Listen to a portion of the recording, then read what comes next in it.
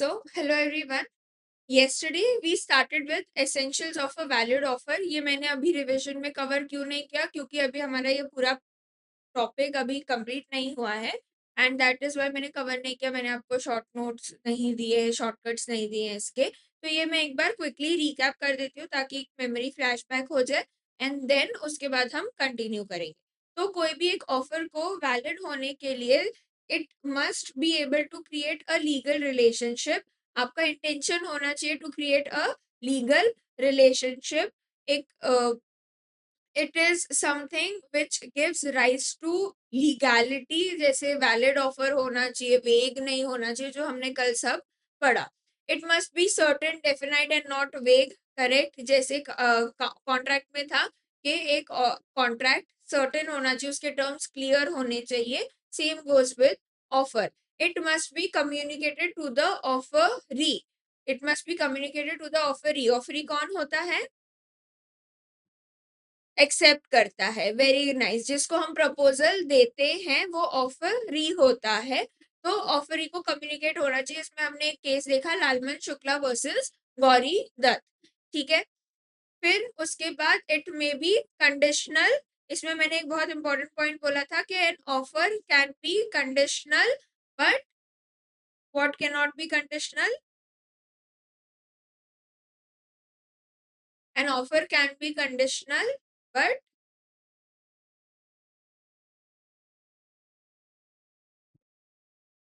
acceptance cannot be conditional because it will lead to counter offer.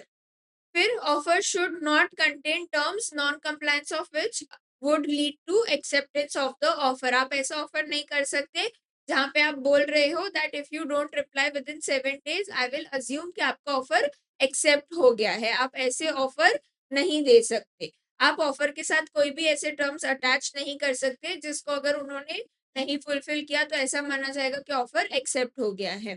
Offer में भी इधर specific और general, इधर सिर्फ आपके लिए ऑफर होगा या जनरल ऑफर भी हो सकता है. An offer can be express और इम्प्लाइड.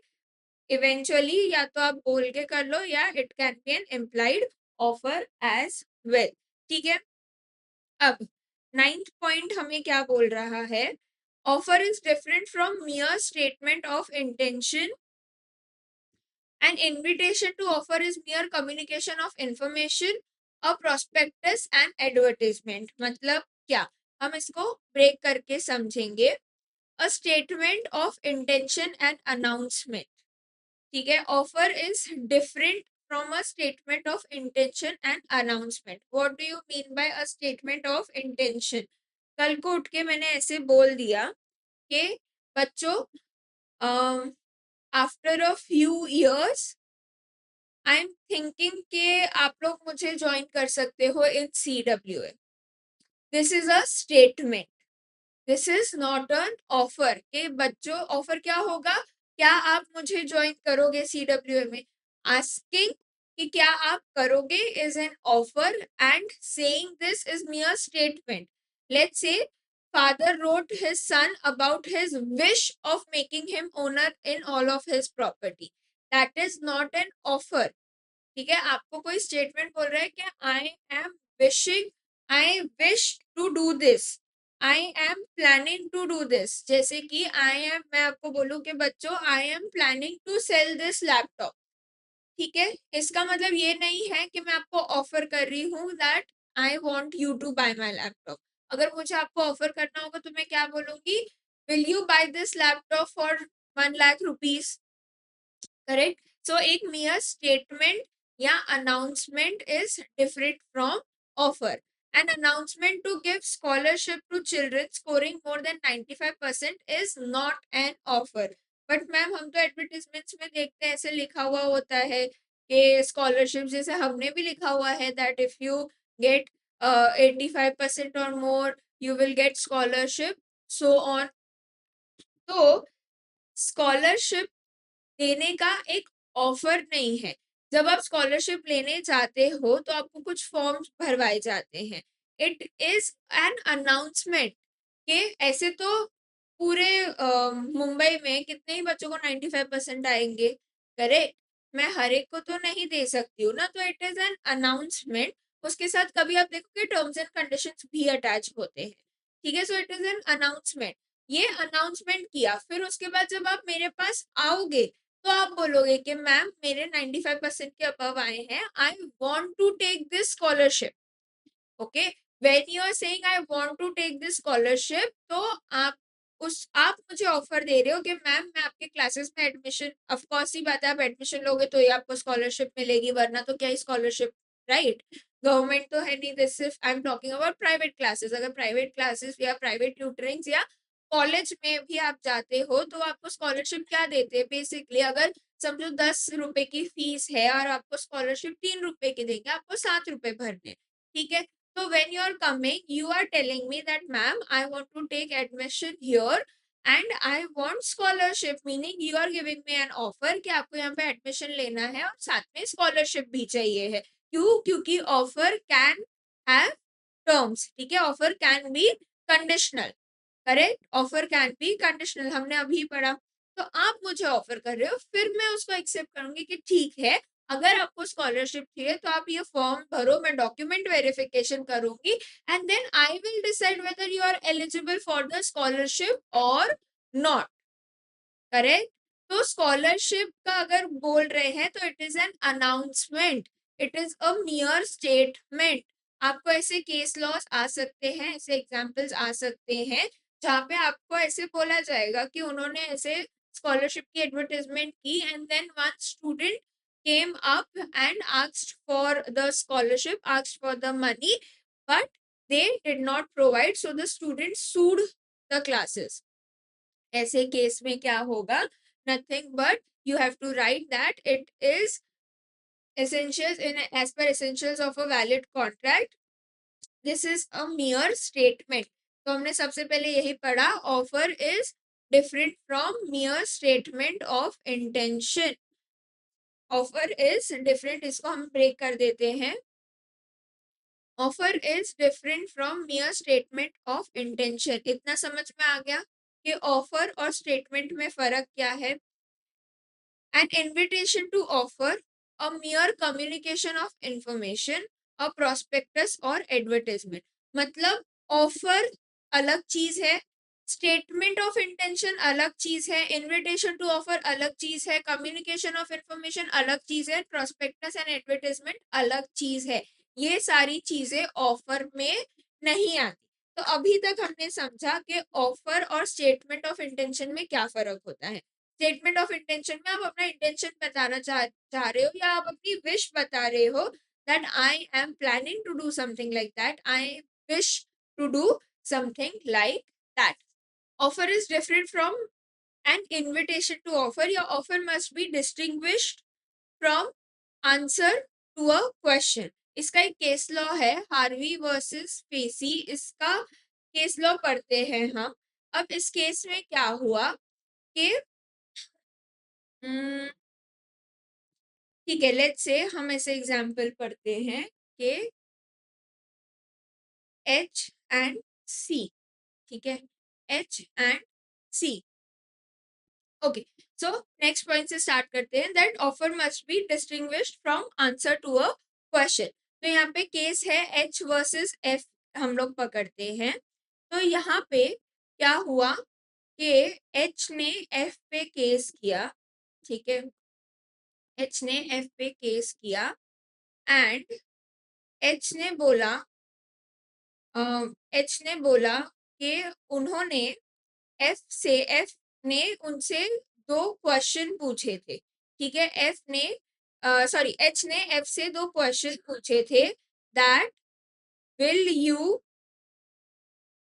लेट्स यहाँ पे लिखा है will you sell us this pen, will you sell us this pen and उसका लोएस्ट कैश प्राइस क्या होगा, ठीक है। तो यहाँ पे एच ने एफ से 2 क्वेश्चन पूछे थे डिफेंडेंट से कि will you sell me this pen and उसका लोएस्ट कैश प्राइस क्या होगा।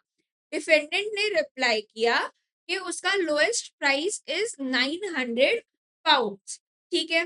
डिफेंडेंट ने रिप्लाई किया कि उसका लोएस्ट इज 900 पाउंड्स।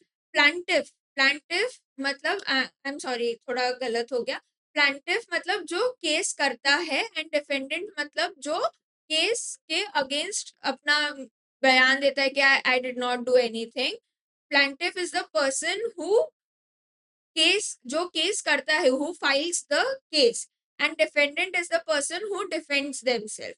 तो प्लांटिफ ने क्या बोला कि okay we agree to buy this pen at 900 pounds. लिख लो. Plaintiff is someone who files the case and defendant is someone who defends themselves. मैंने आप पे केस किया तो पहले मेरा नाम आएगा, I am the plaintiff, and defendant आप लोग बन जाओगे. और जो भी हमेशा केस फाइल करता है उनका नाम पहले होता है. ओके जो भी हमेशा केस फाइल करते हैं उनका नाम पहले होता है. अब उसमें क्या हुआ, चलो अब ध्यान दो इधर. दो क्वेश्चंस पूछे, will you sell this pen and for how much. उस सेकंड क्वेश्चन का उन्होंने रिप्लाई किया, I will sell it for 900 pounds. उन्होंने बोला, डिफेंडेंट ने बोला कि ओके, समझो हमारे केस में एफ ने बोला okay I will we agree to buy this pen at 900 pounds. What do you think would have happened here. मैं लिख भी देती हूँ सो दैट आपको क्लैरिटी मिल जाए. एच एंड एफ, ठीक है. इन्होंने एच ने दो क्वेश्चंस पूछे,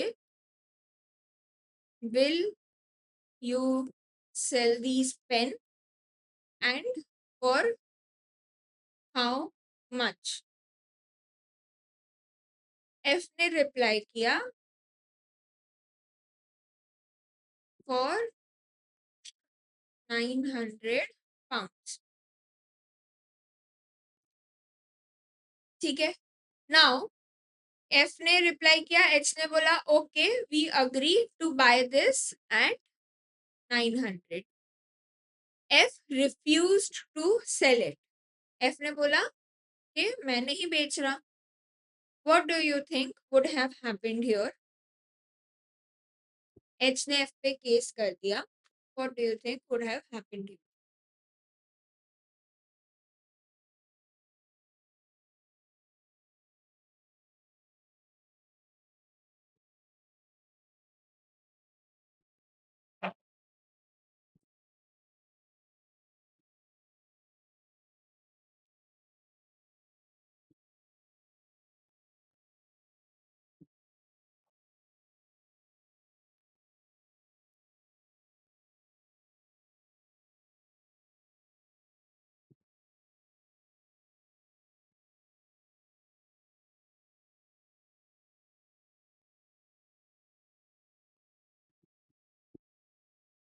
no idea.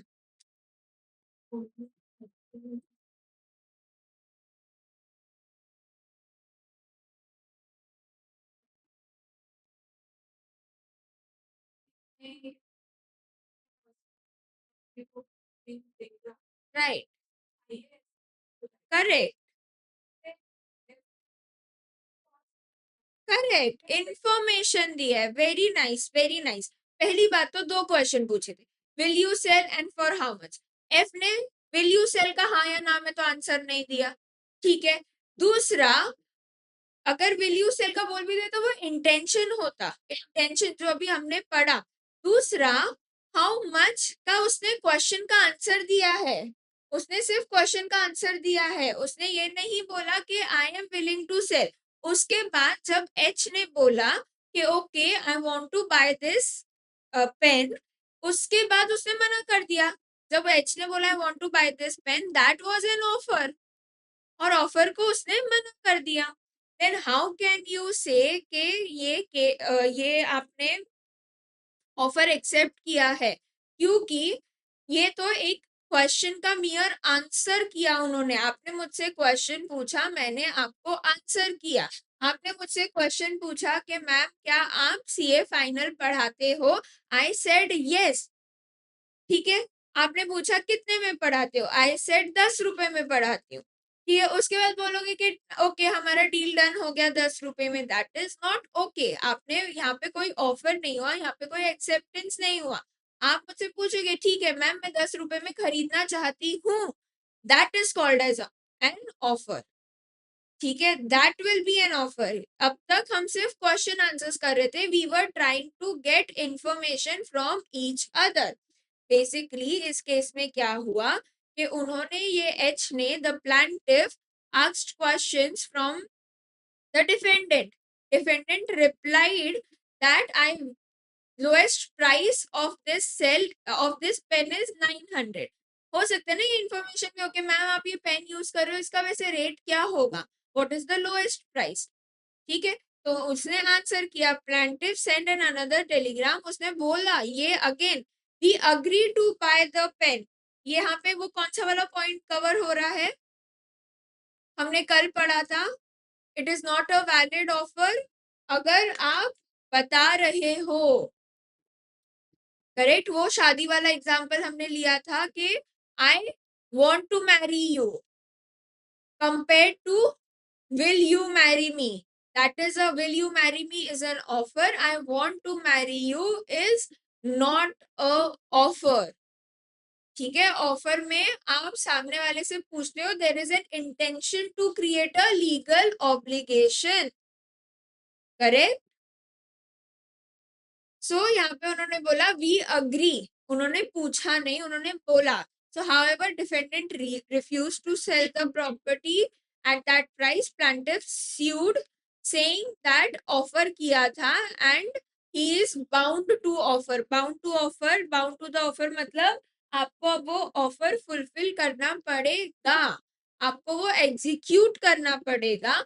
The councils did not agree with plaintiff on the ground that while plaintiff have asked two questions, defendant replied only to the second question by quoting the price, but reserved his answer with regard to willingness to sell. Thus, they made no offer at all. Their lordships held that mere statement of lowest price at which the vendor would sell contained no implied contract to sell to the person who had inquired about the price। उन्होंने सिर्फ inquiry की थी, जैसे कि आप हर रोज जाते हो, जैसे मम्मी के साथ कभी या मम्मी पापा के साथ कभी मार्केट गए रहोगे सब्जी वगैरह लेने, तो आप पूछते हो कि भैया ये, मम्मी पूछती है भैया ये सब्जी कितने की दी, भैया बोलते हैं 10 का 1 किलो। करेक्ट, 10 रुपए में 1 किलो। मम्मी कई बार नहीं खरीदती ना, that is what it is, just asking a question. भैया आपकी मम्मी पे केस कर सकते हैं, नहीं कर सकते, क्यों, क्योंकि it was not an offer, it was just answer to the question. So the above decisions was followed in some other case. ठीक है, now what has happened here? The above decision was followed in some other case. क्या हुआ यहाँ पे, chapter 1 में हमने पढ़ा था, इसका आंसर तो देना चाहिए।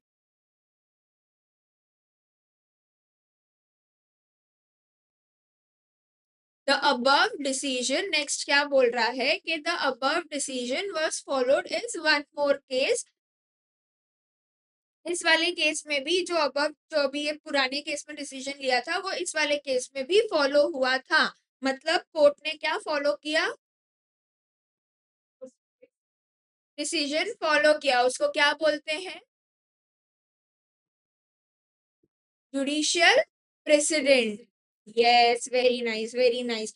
मैंने कल भी बोला था, मैं आज भी बोलूंगी, मैं आज से like once you have the chunk of law known, now that you are familiar with law, मैं लिंक करना शुरू करूंगी हर कॉन्सेप्ट को प्रीवियस कॉन्सेप्ट्स के साथ, ताकि आपकी मेमोरी रिफ्रेश होती रहे और आपको पता चले कि कहाँ पे प्रैक्टिकली एक्चुअली लॉ हम लिंक कर पा रहे हैं।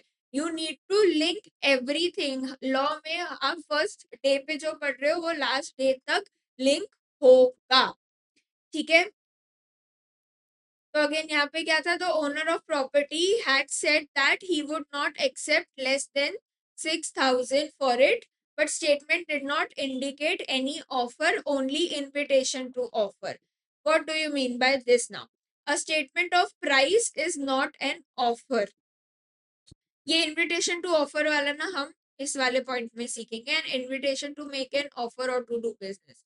ठीक है। नेक्स्ट पॉइंट क्या बोलता है, statement of price is not an offer. मतलब क्या, मतलब समझो हम गए कैपिटल मॉल, ठीक है, हम गए कैपिटल मॉल, वहां पे हम घूम रहे हैं, पूरा राउंड मार रहे हैं, वहां पे किसी भी स्टोर के बाहर एक मैनिक्विन लगा हुआ है और मैनिक्विन पे ड्रेस लगी हुई है और उस ड्रेस के ऊपर प्राइस टैग लगा हुआ है 1000 रुपीज, ठीक है। अब मुझे बताओ, यूजुअल केस में आप क्या करते हो, अगर आपको ड्रेस पसंद आई तो क्या करते हो, कॉस्ट पूछते, बट कॉस्ट तो लगा हुआ है, आपने बाहर से कॉस्ट देख लिया, तो अब आप क्या करोगे, खरीद लोगे, सीधा ड्रेस उतारोगे, उसको हाथ में पैसे दोगे और चले जाओगे? नहीं, बार्गेनिंग तो मॉल में नहीं होता, बार्गेनिंग का पॉइंट अलग है, बट क्या करोगे, अंदर जाके उससे बोलोगे ना that I want to buy this dress, कि सीधा ड्रेस उतारोगे मैनिक्विन से और उसको 1000 रुपए दोगे और चले जाओगे? That is not going to happen, correct. तो ये जो प्राइस टैग के साथ लगी हुई है dress, is that N offer, is that an offer? If that is an offer मतलब आप जाके एक्सेप्ट कर रहे हो, तो आप अंदर जाके क्या बोलते हो, तो ये एक्सेप्टेंस है या ये ऑफर है?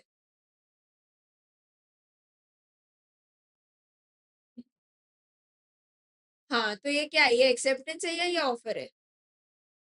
ऑफर है। तो फिर बाहर जो मैनिक्विन पे प्राइस टैग के साथ ड्रेस लगी हुई है, ये क्या है, this is statement of price.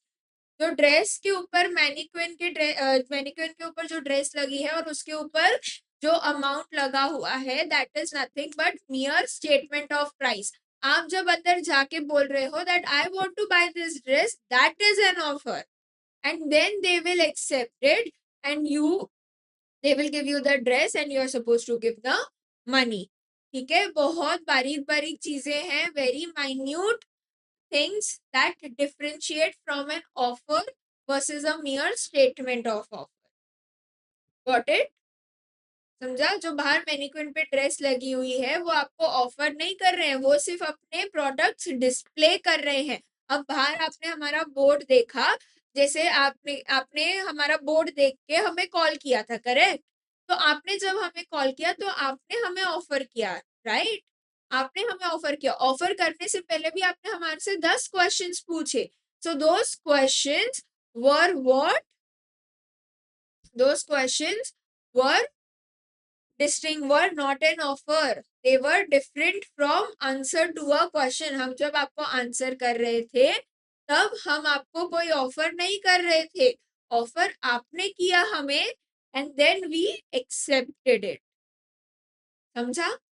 यहाँ पे ये सब समझना इंपॉर्टेंट है कि कौन ऑफर कर रहा है और कौन एक्सेप्ट कर रहा है, तभी आप डिफाइन कर पाओगे उस पर्सन के rights and obligations.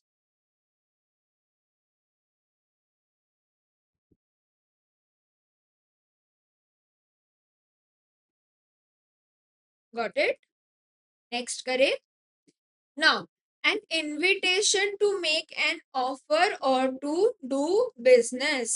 Now, this is a very important point. Offer is different from invitation to offer. ठीक है, offer is different from invitation to offer. What do you mean by that? एक example लेते हैं कि okay, there's this vendor, ठीक है, and वो ऐसे स्ट्रीट पे खड़े होके बोल रहे हैं कि आ जाओ ये ड्रेस ले लो, आ जाओ ये ड्रेस ले लो, एंड मतलब basically he is trying to sell the dress. ठीक है, तो वो ऐसे बोल रहे हैं कि come and buy this dress. आप उनके पास जाके बोलते हो that I want to buy this dress, तो वो जो बोल रहे हैं कि come and buy this dress is nothing but invitation to offer. वो आपको इनवाइट कर रहे हैं कि आप आओ और हमें ऑफर दो। ठीक है, जब आप जाते भी हो उनसे पूछते हो that what is the price of this dress, क्या आप उनको ऑफर दे रहे हो? जब आप जाके उनको पूछते हो that what is the price of this dress, क्या आप उनको ऑफर दे रहे हो? नहीं, आप क्वेश्चन पूछ रहे हो। I want to buy this dress, मतलब आप उनको ऑफर दे रहे हो। ठीक है, एक और एग्जाम्पल लेते हैं। लेट्स से आप लोग गए कैपिटल मॉल, ठीक है, वहां पे बोर्ड लगा हुआ है ट्रेंड्स पे 50% ऑफ। ठीक है, अब आपने आप देख के खुश हो गए कि यार 50% ऑफ है, let's do good shopping today. आपने 10K वर्थ ऑफ कपड़े उठा लिए एंड आप गए रिसेप्शन एरिया पे। ठीक है, तो आपको क्या लगता है बिल कितने का बनेगा? 3.5 का कैसे यार, 50% ऑफ। 5K, ओके, ठीक है, 5K का बिल बनेगा, ये एक्सपेक्टेशन लेके आप गए। लेकिन जब उन्होंने बिल बनाया तो उन्होंने 10K का बिल बनाया। तो आप बोलोगे क्यों? क्यों 10K का बिल बनाया? तो वो उन्होंने आपको बोला कि सर आपने फ्रेश क्लोथ्स उठाए हैं जिन पे डिस्काउंट नहीं है। उन्होंने बोला नहीं, मैम ने हमें सिखाया था कि 50% ऑफ का ऑफर आपने दिया हुआ है बाहर, हमने आपका ऑफर एक्सेप्ट किया, this was a general offer, you gave us a general offer to public at large कि जो भी आएगा उसको 50% ऑफ मिलेगा। हम आए, हमने लिया, 50% ऑफ तो आपको देना पड़ेगा। तो वो लोग क्या बोलेंगे कि नहीं, आपकी मैम ने आपको गलत सिखाया है। Firstly, this is not an offer, this is invitation to offer. हमने लिख दिया 50%, आप हमारे पास आए हो कि हमें 50% का ऑफर क्लेम करना है, we want to buy clothes. ठीक है, पहली बात तो। सेकेंडली, हमने रिजेक्ट कर दिया कि इन कपड़ों पे हम ये ऑफर नहीं देते, क्योंकि यहाँ पे हम कभी भी आप देखोगे ना, एक छोटा सा टर्म्स एंड कंडीशंस लिखा होता है, मतलब उनके, और या फिर ऐसे लिखा होता है अप टू 50% ऑफ। हर जगह पे it is always always written up to.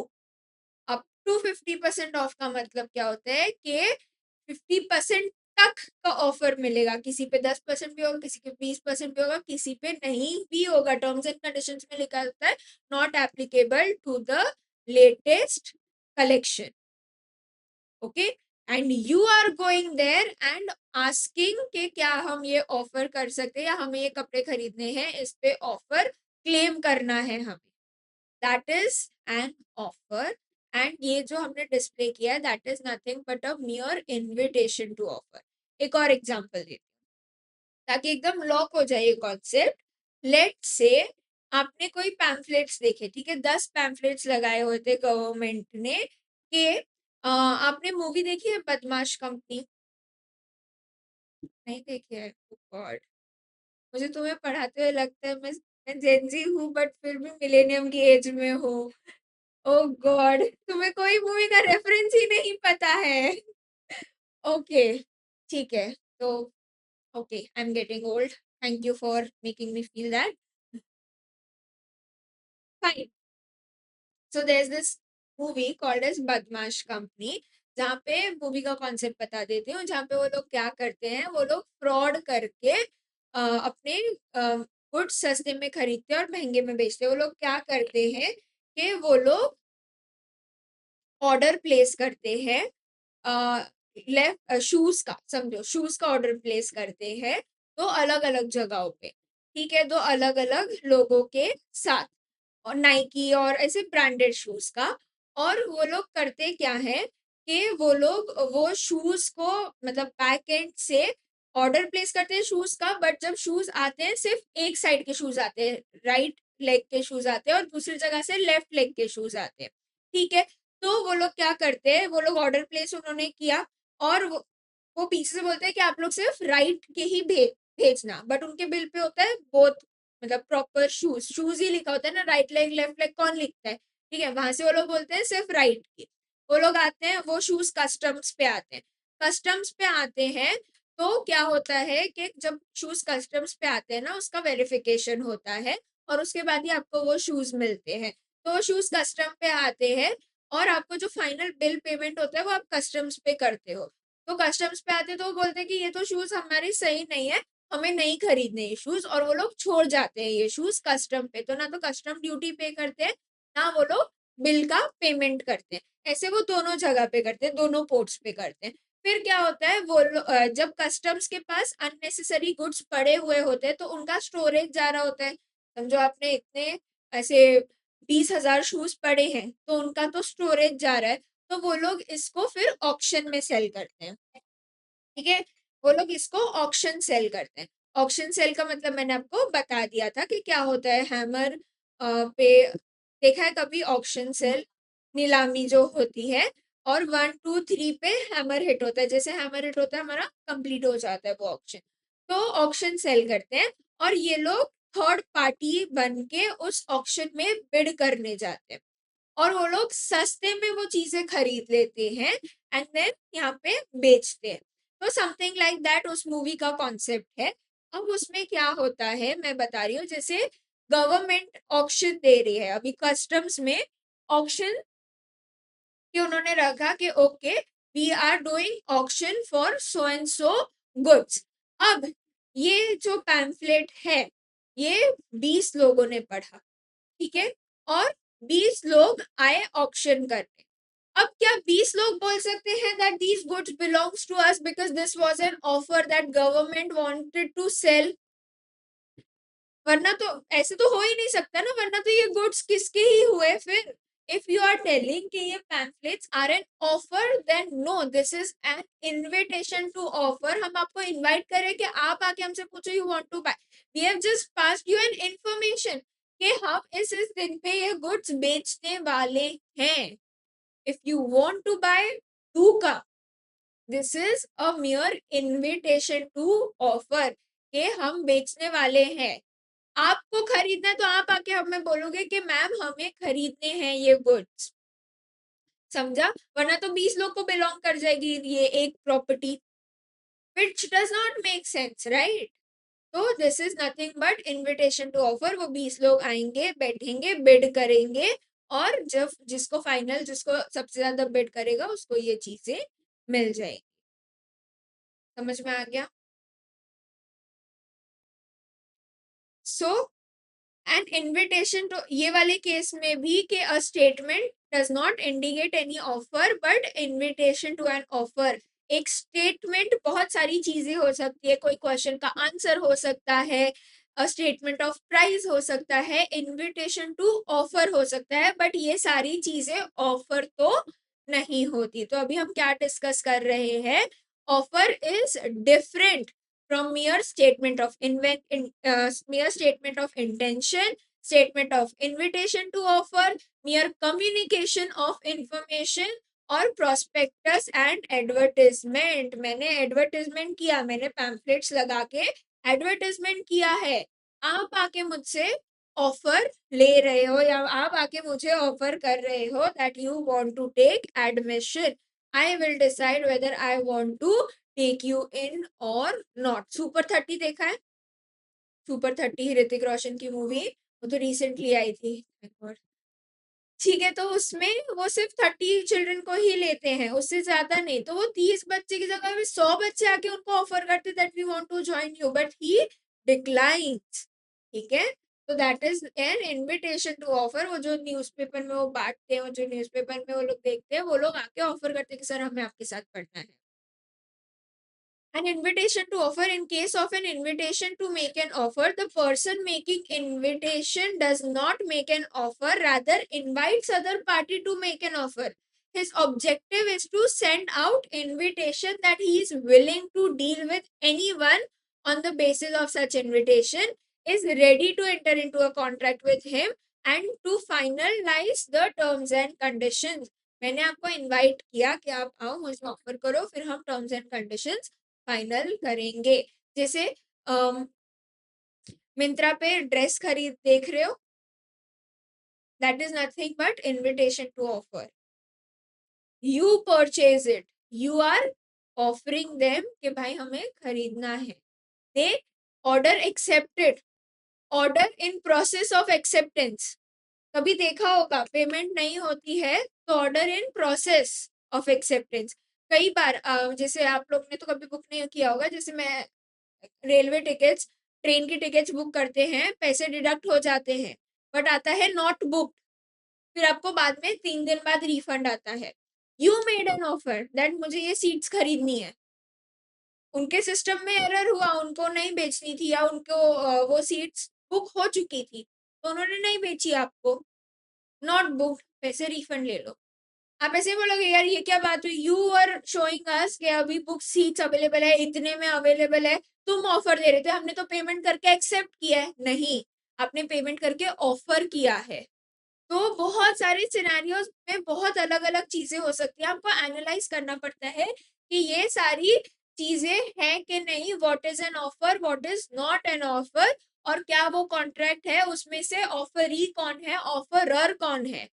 ठीक है, तो आपको ये बहुत सारी चीजें एनालाइज होती है। ऐसे ही सेम सिचुएशन में आपने मुझे पैसे दे दिए, ठीक है, मैंने हाँ बोला था, आपने मुझे पैसे दे दिए, you will be saying that you have given me advance money, and अगर मैं आपको पैसे वापस देती हूँ that is a breach of contract. ठीक है, क्योंकि हमारा कॉन्ट्रैक्ट बन चुका था। वर्सेस रेलवे में आपने पेमेंट करके ऑफर किया है, एडवांस पेमेंट करके। तो दोनों दो अलग सिनेरियोज, दो अलग केस सिनेरियोज, बट दोनों में कंडीशंस अलग हैं, टर्म्स एंड कंडीशंस अलग हैं, ऑफर और ऑफरी भी अलग हो सकते हैं। समझे? तो आपको एनालाइज करना पड़ेगा क्या ऑफर है और क्या इन्विटेशन ऑफ ऑफर है।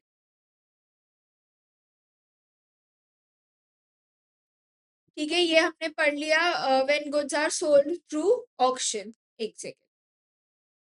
ठीक है, तो ये अब तक हमने समझा कि जनरल इनविटेशन टू ऑफर क्या होता है। अब मेरा एक क्वेश्चन है आपसे, वैसे ये क्वेश्चन आपको आना चाहिए था कि मैम, इनविटेशन टू ऑफर और जनरल ऑफर में क्या फर्क हुआ फिर? कल तो हमने एक केस पढ़ा था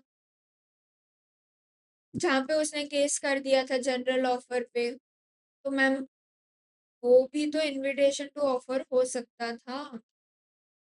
इनविटेशन टू ऑफर और जनरल ऑफर में क्या फर्क होता है?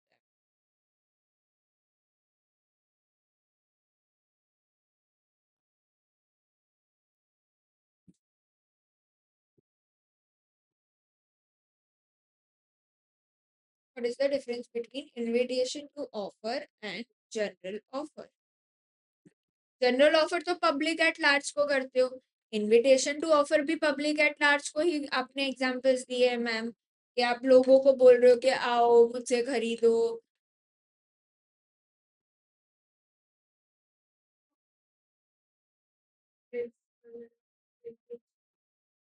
एडवर्टाइज ही करते हैं ना, मतलब उसमें भी तो एडवर्टाइजमेंट ही था।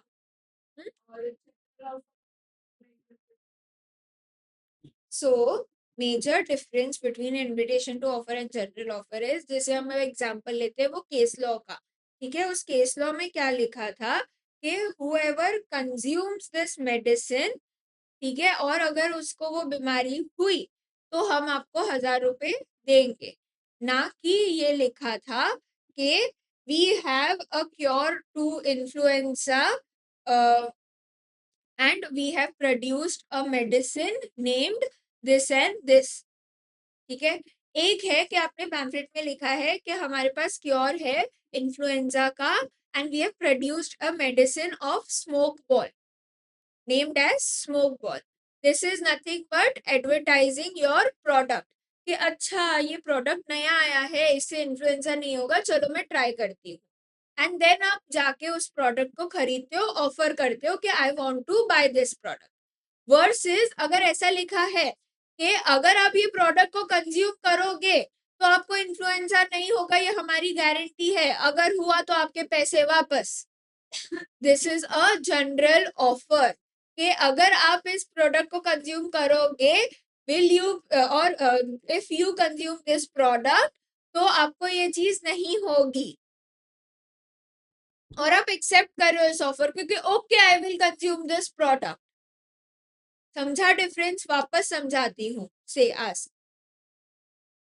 हाँ, जनरल ऑफर क्या होता है? जनरल ऑफर ये होता है कि पब्लिक एट लार्ज को, हमने एक कल केस लॉ पढ़ा था जहां पे एक न्यूज़पेपर में ऐसा लिखा गया था कि अगर आपने ये दवाई कंज्यूम की तो आपको इन्फ्लुएंजा वाली बीमारी नहीं होगी, अगर हो गई तो हम आपको 1,000 रुपए, एग्जाम्पल दे रही हूँ, 1,000 रुपए नहीं था वहां पे, कुछ पाउंड्स था, 1,000 रुपए आपको वापस करेंगे।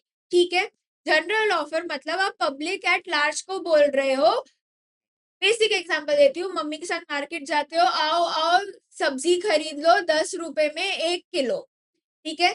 अगेन यहाँ पे आप स्पेसिफिकली बोल रहे हो कि आओ और मेरे पास से सब्जी खरीद लो, विल यू बाय सब्जी फ्रॉम मी। आपने आके बोला कि मुझे 1 किलो 10 रुपए में दे दो। देखो वर्ड्स का खेल है। आओ सब्जी खरीद लो, आप जाके बोल रहे हो भैया सब्जी कितने की दी। एक ही एग्जाम्पल में इनविटेशन टू ऑफर भी आएगा और जहाँ पे आप ऑफर भी कर रहे हो, और जनरल ऑफर भी आएगा कि I want to sell this सब्जी at 10 rupees for 1 kg, will you buy. दो अलग अलग चीजें हैं। कई बार जाके ऐसे वो लोग ऐसे बोल रहे थे कि आओ 10 रुपए में सब्जी खरीद लो 1 किलो एंड सो ऑन। ठीक है भैया मुझे 1 किलो सब्जी दे दो। ठीक है।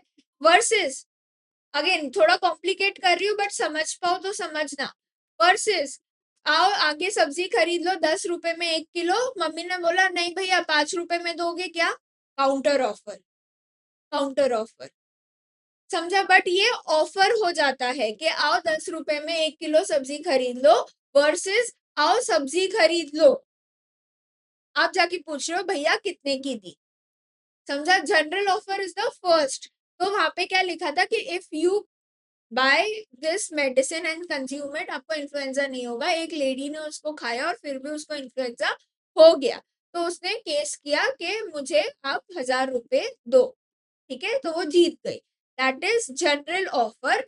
इनविटेशन टू ऑफर क्या होता कि हमने ये प्रोडक्ट बनाया है, इस प्रोडक्ट से इन्फ्लुएंजा होने के पॉसिबिलिटीज बहुत कम है। Okay, I want to buy this product, जाके ऑफर कर रहे हो I want to buy this product. समझे, क्लियर हुआ। समझा जनरल ऑफर क्या होता है। जनरल ऑफर मतलब पब्लिक एट लार्ज के लिए वो ओपन होता है। स्पेसिफिक ऑफर मतलब मैं आके बोल रही हूँ अमृता क्या आप ये लैपटॉप खरीदोगे, वर्सेस जनरल ऑफर मैं ये लैपटॉप 1 लाख में बेचना चाहती हूँ, कौन खरीदेगा, आई एक्सेप्ट मैम मैं खरीदूंगी। डिफरेंस समझ में आया। मैं ये लैपटॉप 10 लाख में बेचना चाहती हूँ, मियर स्टेटमेंट ऑफ इंफॉर्मेशन। एक ही चीज को मैंने 3-4 तरीकों से बोला और हर तरीके से बोलने पे वो offer versus not an offer बन जाता है, general offer versus invitation to offer बन जाता है। समझ में आया, क्लियर। नेक्स्ट एक केस लॉ था कि एक prospectus issued by a company is only invitation to offer. इसका अभी मैं आपको रेफरेंस कैसे ही दे पाऊंगी, कंपनीज एक्ट पढ़ोगे तब बेटर समझ में आएगा। एक रेड हियरिंग प्रोस्पेक्टस होता है, मतलब क्या, कंपनीज अपना आईपीओ निकालती हैं। ठीक है, कंपनीज आईपीओ निकालती है, कभी सुना है तो फिर छोड़ दो, ये कॉन्सेप्ट में तुम्हें कंपनीज एक्ट में ही समझाऊंगी कि अगर आपको शेयर खरीदना होता है कंपनी में तो प्रॉस्पेक्टस निकालना होता है। बेसिकली वो हम तब कवर कर लेंगे अगेन, तब हम शायद एक बार सोचो कॉन्ट्रैक्ट एक्ट का पॉइंट मैं आप लोग को कंपनीज एक्ट में लिंक करवाऊं, तो ये तब तक नहीं भूलना है। ठीक है, ये तब तक नहीं भूलना है। Now a statement of price is not an offer, ये हमने समझ लिया। What is invitation to offer, मैं अभी ये सिर्फ रीड करूंगी। Basically this nothing but difference between, मैंने पूरे कॉन्सेप्ट समझा दिए हैं। An offer should be distinguished from invitation to offer. An offer is definite and capable of covering of converting an intention into a contract. एक offer क्या होता है, offer और इनविटेशन टू ऑफर में मेजर डिफरेंस क्या है, offer definite होता है, इनविटेशन टू ऑफर वेग होता है। ऑफर डेफिनाइट होता है मतलब क्या, मुझे ये 1 किलो सब्जी 10 रुपए में खरीदनी है। ठीक है। इनविटेशन टू ऑफर क्या, मैं ये सब्जी बेचना चाहती हूँ। ठीक है। आप आके पूछोगे हाँ भैया कितने में बेच रहे हो, 10 रुपए में आंसर किया मैंने, हाँ भैया मुझे खरीदनी है, आपने मुझे ऑफर किया, ठीक है। तो एक ऑफर एक डेफिनाइट ऑफर होता है जो कॉन्ट्रैक्ट में कन्वर्ट होने के उसके चांसेस होते हैं, whereas invitation to offer is only a circulation of an offer। ध्यान दो, invitation to offer is a circulation of an offer, मतलब ये एक ऑफर का सर्क्यूलेशन है, 50% ऑफ एक ऑफर का सर्क्यूलेशन है। आप बोलते हो कि मुझे ये ऑफर क्लेम करना है, ठीक है।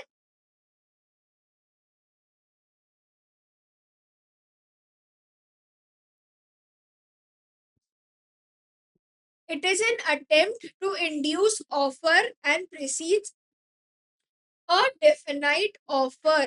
मतलब क्या, मैंने, ये मेरा एक अटेम्प्ट है कि कोई मुझे आके ऑफर करे, एक डेफिनाइट ऑफर करे और फिर हम इसको कॉन्ट्रैक्ट में बदले। एडवर्टाइजमेंट करना या इनविटेशन टू ऑफर करना इज नथिंग बट मेरा एक वे है कि आप मुझे आके ऑफर करो, डेफिनाइट ऑफर करो। An invitation to offer is an act precedent of making offer। पहले invitation to offer होता है और फिर ऑफर आता है और फिर एक्सेप्टेंस आती है। तो पहला स्टेप क्या होता है, इनविटेशन टू ऑफर अगर हुआ तो इट इज ऑलवेज प्रेसिडेंट, पहले इनविटेशन होगा और फिर ऑफर जाएगा। Acceptance of an invitation to offer does not result to a contract, only an offer emerges into the proceeds of negotiation। Invitation to offer का main motive होता है कि आप नेगोशिएट कर पाओ, जैसे कि भैया ये सब्जी कितने की थी, ये भैया ये सब्जी कितने की थी, आपका इंटेंशन क्या है कि वो प्राइस बताए और आप नेगोशिएट करो, ठीक है। That is nothing but invitation to offer कि हाँ मैम ये 10 रुपए की दी, क्या खरीदोगे आप, वो ऑफर हो जाता है। नहीं भैया 5 रुपए की देनी है, काउंटर ऑफर हो जाता है, 5 रुपए की खरीदनी है। समझे अमृता, काउंटर ऑफर मतलब क्या, जब आप एक ऑफर करते हो सामने वाला आपको दूसरा ऑफर देता है तो आपका ओरिजिनल ऑफर स्क्रैप हो जाता है, ठीक है। आपका जो काउंटर ऑफर है वो प्रिवेल करता है। अगर आपने उसको बोला कि ठीक है नहीं मुझे 5 रुपए की नहीं खरीद, ठीक है, तो आप जा सकते हो, ठीक है। सॉरी, उसने बोला मुझे 5 रुपए की नहीं बेचनी, आपने बोला 5 रुपए खरीदने, उसने बोला मुझे 5 रुपए की नहीं बेचनी, you walk out, you come back again and you से कि मुझे 10 रुपए में दे दो, वो बोलेगा नहीं मैं अब 15 रुपए में बेचूंगा। पॉसिबल है, क्यों, क्योंकि उसका पहला ऑफर था 10 रुपए का जिसको आपने काउंटर ऑफर देके कैंसिल करवा दिया 5 रुपए का बोल के, अब वो 15 में भी बेचेगा, वो उसका नेक्स्ट ऑफर है, ठीक है। तो काउंटर ऑफर का ये कॉन्सेप्ट है, डिटेल में लेक्चर देखोगे तो आपको पता चल जाएगा। When a person advertises that he has a stock of books to sell or house to let out, there is no offer to bind into a contract। Such advertisements are offers to negotiate to receive offers। Basically कभी भी घर rent पे लेना होता है तो no broker पे जाके देखते हो, फिर उनको कॉल करते हो, उनके साथ नेगोशिएट करते हो, that is nothing but invitation to offer. And आप नेगोशिएट कर रहे हो, तो वो जो नो ब्रोकर पे एडवर्टाइजमेंट डाल रहे हैं ना, उनका पर्पस है to invite you to negotiate, ठीक है, और वो लोग भी नेगोशिएट कर पाए। Whether a particular statement amounts to an offer or invitation to offer, the test would be intention with which such statement is made। Ma'am हमें कैसे पता चलेगा कि ऑफर है या इनविटेशन टू ऑफर है, मैं बार बार रिपीट कर रही हूँ, the way I am making a statement, ठीक है, the way I am making a statement defines कि मैं स्टेटमेंट कर रही हूँ या मैं आपको प्राइस बता रही हूँ या मैं आपको इनवाइट कर रही हूँ ऑफर करने के लिए या मैं आपको एक्चुअली में ऑफर दे रही हूँ। समझे? Does the person who makes the statement intend to bound it as soon as it is accepted by the other, or he intends to do some further act before he becomes bound by it? It amounts to an offer, and in lateral cases invitation to offer. मतलब क्या कि ये first point में जो उन्होंने बोला, it is accepted by other or he intends to do some further act before he becomes bound by it। ये later वाला जो point है, this is invitation to offer। मैं basically इसको कट करती हूँ। it is accepted by the other or he intends to do some further act before he is bound by it। ठीक है, और की जगह पे it is accepted by other का मतलब है कि अमाउंट्स टू एन ऑफर। आपका इंटेंशन है कि सामने वाला एक्सेप्ट कर ले, this will amount to an offer. और intents to do some further acts before being bound. कुछ और करना है उसको कॉन्ट्रैक्ट में आने से पहले, मतलब उसको नेगोशिएट करना है कॉन्ट्रैक्ट से आने से पहले, तो उसको बोलेंगे इनविटेशन टू ऑफर। मतलब अगर आपका इंटेंशन है कि सामने वाला आपका ऑफर एक्सेप्ट कर ले, तो उसको बोलेंगे कि आपने ऑफर किया है।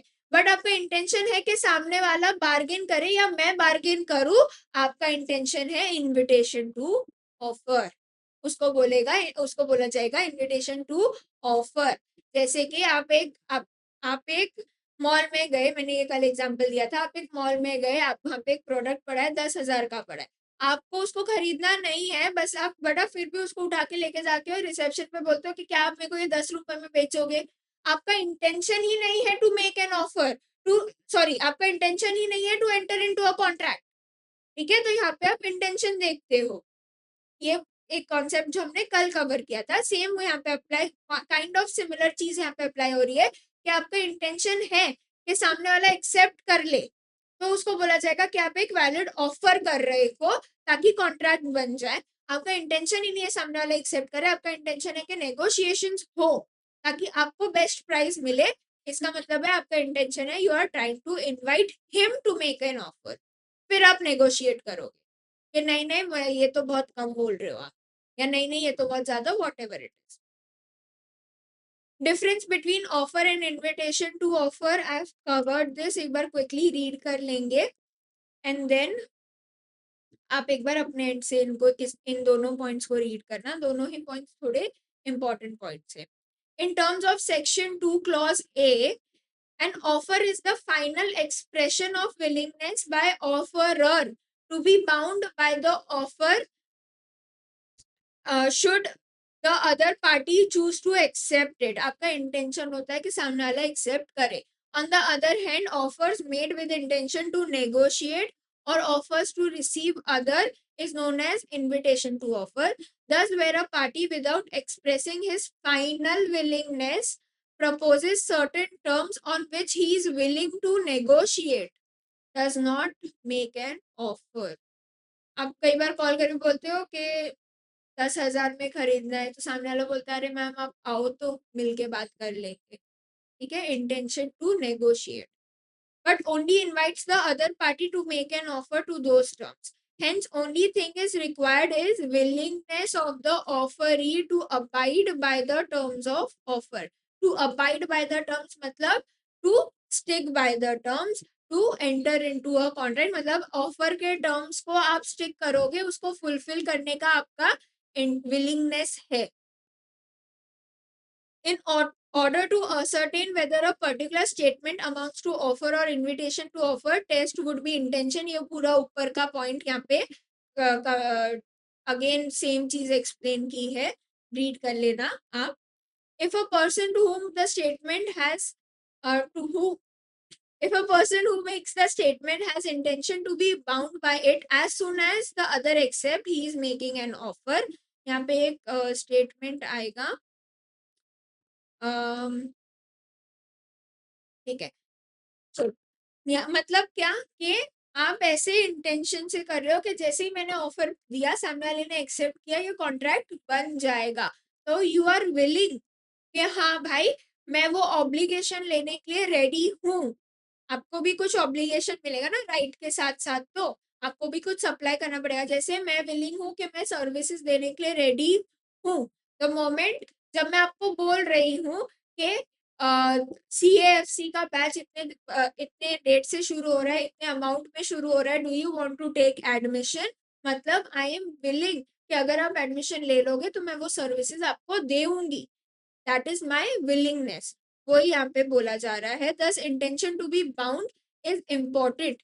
इंटेंशन टू बी बाउंड मतलब intention to enter into a contract, intention to be bound by the terms and conditions of the offer. To be bound मतलब आपको वो अब कंपल्सरीली फुलफिल करना पड़ेगा। यू आर बाउंडेड टू, आपने registration दे दी तो नाउ लाइक आपने रजिस्ट्रेशन कर दिया तो अब आप बाउंड हो गए हो एग्जाम देने के लिए। रजिस्ट्रेशन नहीं, समझो आपने एग्जाम फॉर्म भर दिया तो आप बाउंड हो गए हो एग्जाम देने के लिए। Again not the right word, अगर एग्जाम नहीं दिया तो ज्यादा फेल हो गए, कोई आप पे केस नहीं करेगा, तो not the right example I would say. But समझो आपने यहाँ पे एडमिशन ले लिया तो हम बाउंड हो गए हैं आपको सर्विसेज देने के लिए। We are bound by the contract, we are bound by the acceptance और एंड ऑफर। अगर हमने ऑफर दिया है तो वी आर बाउंड बिकॉज हमने ऑफर दिया है। अगर हमने एक्सेप्ट किया तो वी आर बाउंड बिकॉज हमने एक्सेप्ट किया है। ठीक है।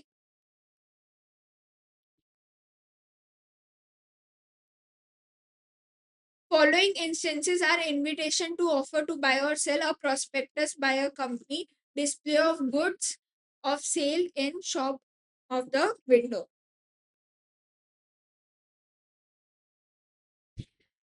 Auction sale या quotation of prices, ये सारे invitation to offer है। इसका डिफरेंस बिटवीन मीनिंग, ऑफर का मीनिंग है the final expression of willingness by the offerer to bound the to be bound by the offer when the other party chooses to accept it।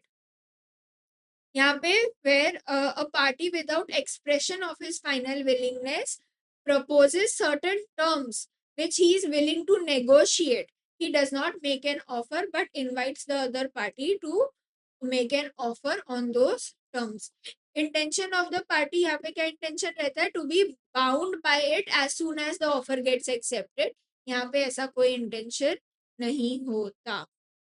यहाँ पे intention होता है negotiation का, यहाँ पे intention होता है कॉन्ट्रैक्ट बनाने का।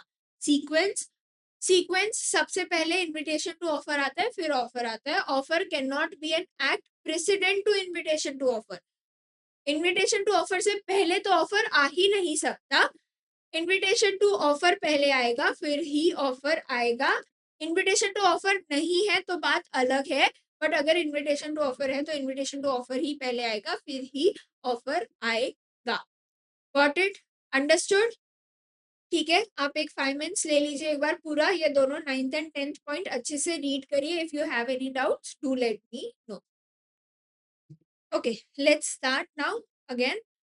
सो हमने ये 9 पॉइंट्स कवर कर लिए। We will be starting with acceptance, but before that इसका कोड वर्ड पेंडिंग है if I am not wrong, right? इसका एक वो बाकी था। सो इसका कोड वर्ड जो मैंने बनाया है, again you can make your own as well. That code word is candles PC. C,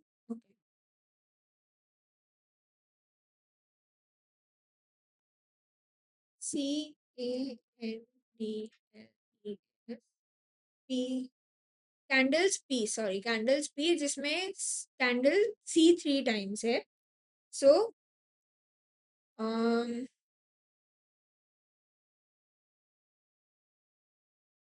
again इसके इसको मैप करने के लिए, रुको एक सेकंड में देखती हूँ इसको मैप भी। सी से capable of creating legal relationship, ठीक है। कम्युनिकेटेड टू द ऑफरी, ठीक है। Third point may be conditional, जो है I think. Fifth point may be conditional, conditional basically C 3 times हो गया क्या? सर्टेन में मैंने रुको मैं आती हूँ उस पे, एक आती हूँ उस पे, रुको। ये C 3 टाइम्स हो गया, फिर A है एसेंट वाला point, ascent of the other party, non compliance वाला पॉइंट, नॉन कंप्लायंस वाला point 6, capable of creating legal relationship. Okay sorry, पहले वाला सर्टन था, C A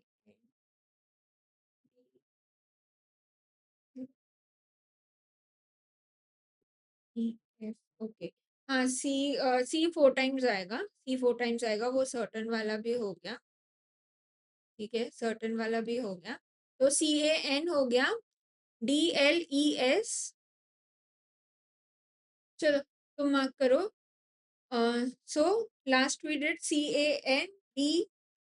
CAN तक हो गया, राइट, CAN, DLES बाकी है, अब इसमें क्या है, एक सेकेंड,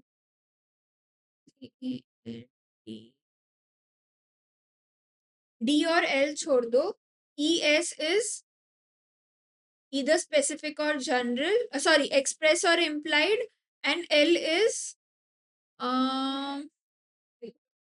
sorry, L छोड़ दिया, E is express or implied and S is specific और general, ठीक है, तो ये E express और implied, L is specific और general, ये N हो गया, ये A हो गया एसेंट वाला पॉइंट, एंड बाकी सारे C हो गए, अब D L और P बाकी है, तो D से different from your statement and वो सारे पॉइंट्स आ जाएंगे,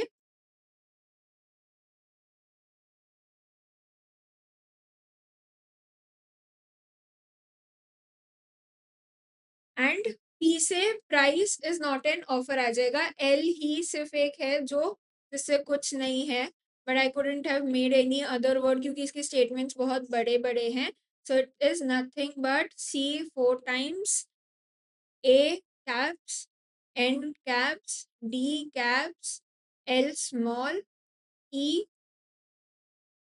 S candles, एंड P से प्राइस वाला पॉइंट, कुछ अच्छा बने तो बता दे, ऑलराइट, चलो,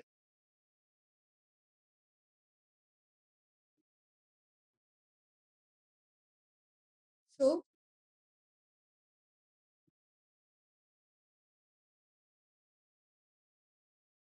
ओके दैट्स इट, इतना समझ में आ गया, now let's get started with acceptance, हमने ऑफर इन डिटेल समझ लिया, अब हम एक्सेप्टेंस को समझते हैं अच्छे से, now going back to our example, A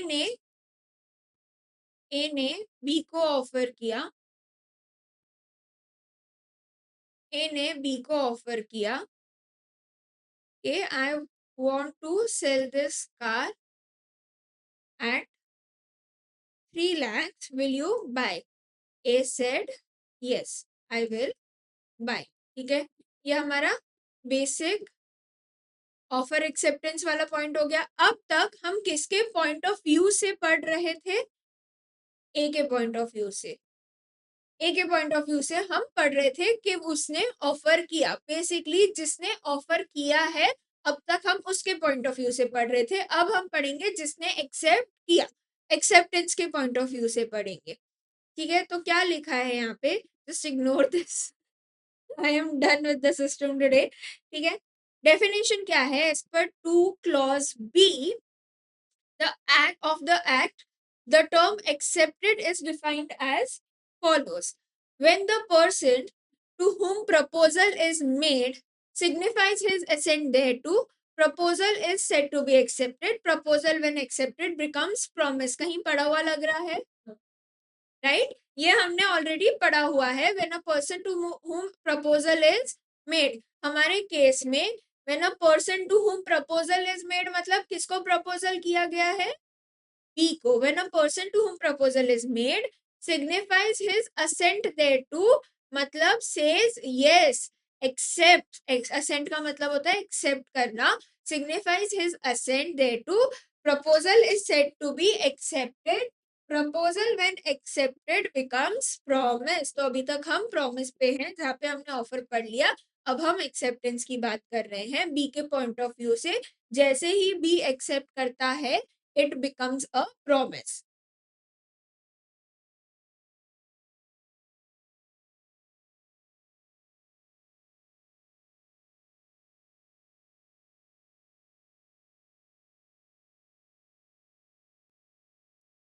Relationship between offer and acceptance, according to Sir William, acceptance to an offer, acceptance is to offer what a lighted match is to a train of gunpowder. What do you mean by this? This is nothing but उनके statement के हिसाब से, if there is a gunpowder, the moment you light up a match and move towards it, जैसे ही आप उसमें आग लगाते हो, it is going to blast, like not blast but ऐसे it's going to explode. ठीक है, it's going to explode. Same है एक्सेप्टेंस. एक्सेप्टेंस ऑफर के साथ करता है. The moment you accept anyone's offer you cannot go back. The damage is done. Now you have to fulfill it. अगर नहीं किया तो क्या क्या नहीं, वो हम नेक्स्ट लेक्चर में पढ़ेंगे. इसी यूनिट में है, हो जाएगा वो. आई थिंक इसी यूनिट में है रिवोकेशन वगैरह, वो हम देख लेंगे. ठीक है, तो वो हो जाएगा. बट अभी के लिए हमें फोकस करना है कि अगर ऐसा कुछ भी हो जाए, इस स्टेटमेंट का मतलब क्या है कि अगर आपने एक्सेप्ट कर लिया, there is no going back, you can not take your acceptance back. The effect of this observation is that what acceptance triggers cannot be recalled or undone. मतलब एक्सेप्टेंस होने के बाद कुछ भी अनडन नहीं हो सकता. But there is a choice to the person who had the train to remove it before the match is applied. इसका मतलब क्या? बेसिकली जिसने मैच जलाई है वो, उसके पास ऑप्शन होता है कि वो उसको वहां तक लेके जाने के बाद भी रिमूव कर सकता है. बट एक बार वहां तक लेके चला गया और सामने वाले ने एक्सेप्ट कर लिया, फिर वो नहीं रिमूव कर सकता. मतलब क्या? अगर मैंने ऑफर दिया और आपने 10 दिन लिया सोचने का, तो मेरे पास 10 दिन है उस ऑफर को वापस लेने के. ठीक है, मैं वापस ले सकती हूँ उस ऑफर को. बट एक बार आपने एक्सेप्ट कर लिया, फिर मैं उस ऑफर को वापस नहीं ले सकती. तो आपने एक्सेप्ट कर लिया, उसके बाद आपके पास ऑप्शन नहीं है. बट मैंने ऑफर किया, उसके बाद मेरे पास ऑप्शन है उसको वापस लेने का. कब तक? जब तक आप एक्सेप्ट ना करो. Understood? In its effect means that the offer can be withdrawn just before it is acceptance. Acceptance converts the offer into promise and then it is too late to revoke it. Revoke it मतलब to undo it. To undo it मतलब आप अब you cannot go back. You cannot revoke it.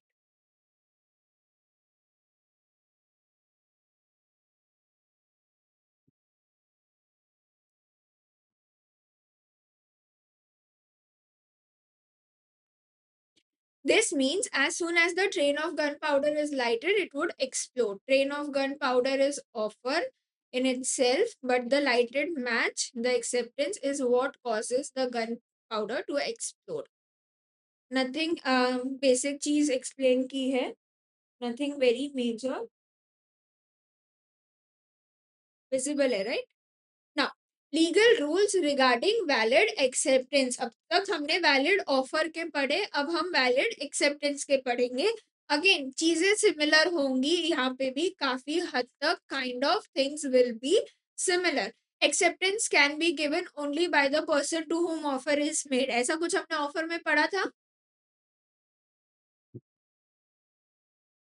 Acceptance can be given only by the person to whom offer is made. Offer में भी ऐसा कुछ specific offer था. Specific offer जहाँ पे आप एक पर्टिकुलर पर्सन को ही ऑफर दे रहे हो. हमने Carlill versus carbolic smoke ball company का एक केस लॉ पढ़ा था जहाँ पे बुलेटिन ने बिजनेस खरीद लिया था, मिस्टर सी ने बिजनेस खरीद लिया था। सेम यहाँ पे केस का रेफरेंस दिया है।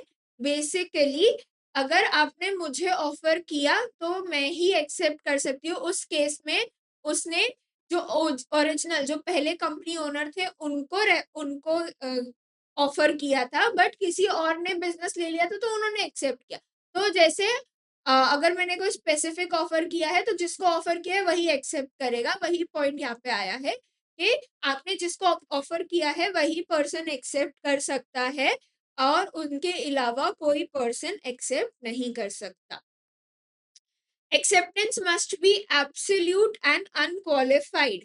मतलब क्या? Acceptance must be absolute. आपको एकदम प्रॉपर एक्सेप्टेंस देनी होगी। It should be absolute and unqualified मतलब अनकंडीशनल। ठीक है? As per section 7, as per section 7 of the act, acceptance is valid only when it is absolute and unqualified। Meaning एकदम proper acceptance होनी चाहिए। ऐसे नहीं कि हाँ मतलब मैं सोच के बताऊंगा, हाँ मतलब मुझे खरीदना तो है, बट ऐसा सब नहीं होना चाहिए। Yes, I want to buy it at so and so rate that you have offered. I am willing to accept it as per your terms and conditions। ठीक है? अनक्वालिफाइड मतलब हाँ मुझे खरीदना है बट इतने में, that is not okay. That will lead to what? That will lead to what? Counter offer. ठीक है? फॉर एग्जाम्पल, दो एग्जाम्पल्स लेते हैं या ये केस लॉ समझते हैं कि M offer to sell his land to an for 280 and replied purporting to accept the offer but enclose the check। ठीक है? तो एम ने एन को ऑफर किया कि मैं आपको 280 में एक लैंड बेचूंगी, एंड एन ने बोला ओके ठीक है, ओके एक्सेप्ट कर लिया ऑफर। बट उन्होंने चेक सिर्फ 80 का भेजा और फिर प्रॉमिस किया कि आई will pay 200 by monthly installments of 50 each. Now this is not a valid acceptance. जब बात हुई थी कि 280 पे करना है तो आपने सिर्फ 80 पे क्यों किया? ठीक है? This is qualified acceptance. मतलब आपने टर्म्स चेंज कर दिए एक्सेप्टेंस के। तो जरूरी नहीं है कि क्वालिफाइड एक्सेप्टेंस का मतलब काउंटर ऑफर ही होता है। It is not necessary. उन्होंने क्वालिफाइड एक्सेप्टेंस किया which is not a valid acceptance. It was held that N could not enforce his acceptance because it was a unqualified acceptance। जो terms जो offeror बोल रहा है कि भाई ये टर्म्स एंड कंडीशंस पे मैं बेचूंगा, अब आप उस टर्म्स एंड कंडीशंस को एक्सेप्ट करके ही आप ऑफर एक्सेप्ट। अगर आपको टर्म्स एंड कंडीशंस ओके नहीं है तो आप रिजेक्ट कर दो। ठीक है? बट अगर आपने एक्सेप्ट किया है तो ऑफरर के टर्म्स एंड कंडीशंस पे ही डीलिंग्स होगी। एक और एग्जांपल लेते हैं कि ये भी एक केस ही है, Union of India versus Bahulal AIR 1968 Bombay. An offer was to sell his house for 30 lakhs. B replied, I can pay 24 lakh। What is this? This is A ने बोला कि मेरे को 30 लाख में बेचना है, खरीदोगे क्या? बी ने बोला I can pay only 24 lakhs। What is this? What? Counter offer। It is not a valid acceptance। This is a counter offer। Understood? हाँ, एक और एग्जांपल लेते हैं इसका। Let's say A and B. A ने बोला I want to sell my bike at ₹50,000। B ने बोला okay I will buy this bike but I want to check your RC paper. Now is this a valid acceptance?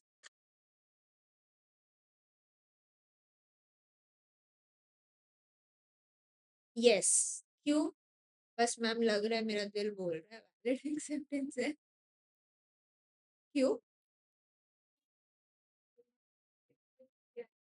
उसने accept किया but उसने ये भी तो बोला कि मेरे को आपका आरसी बुक दिखाओ।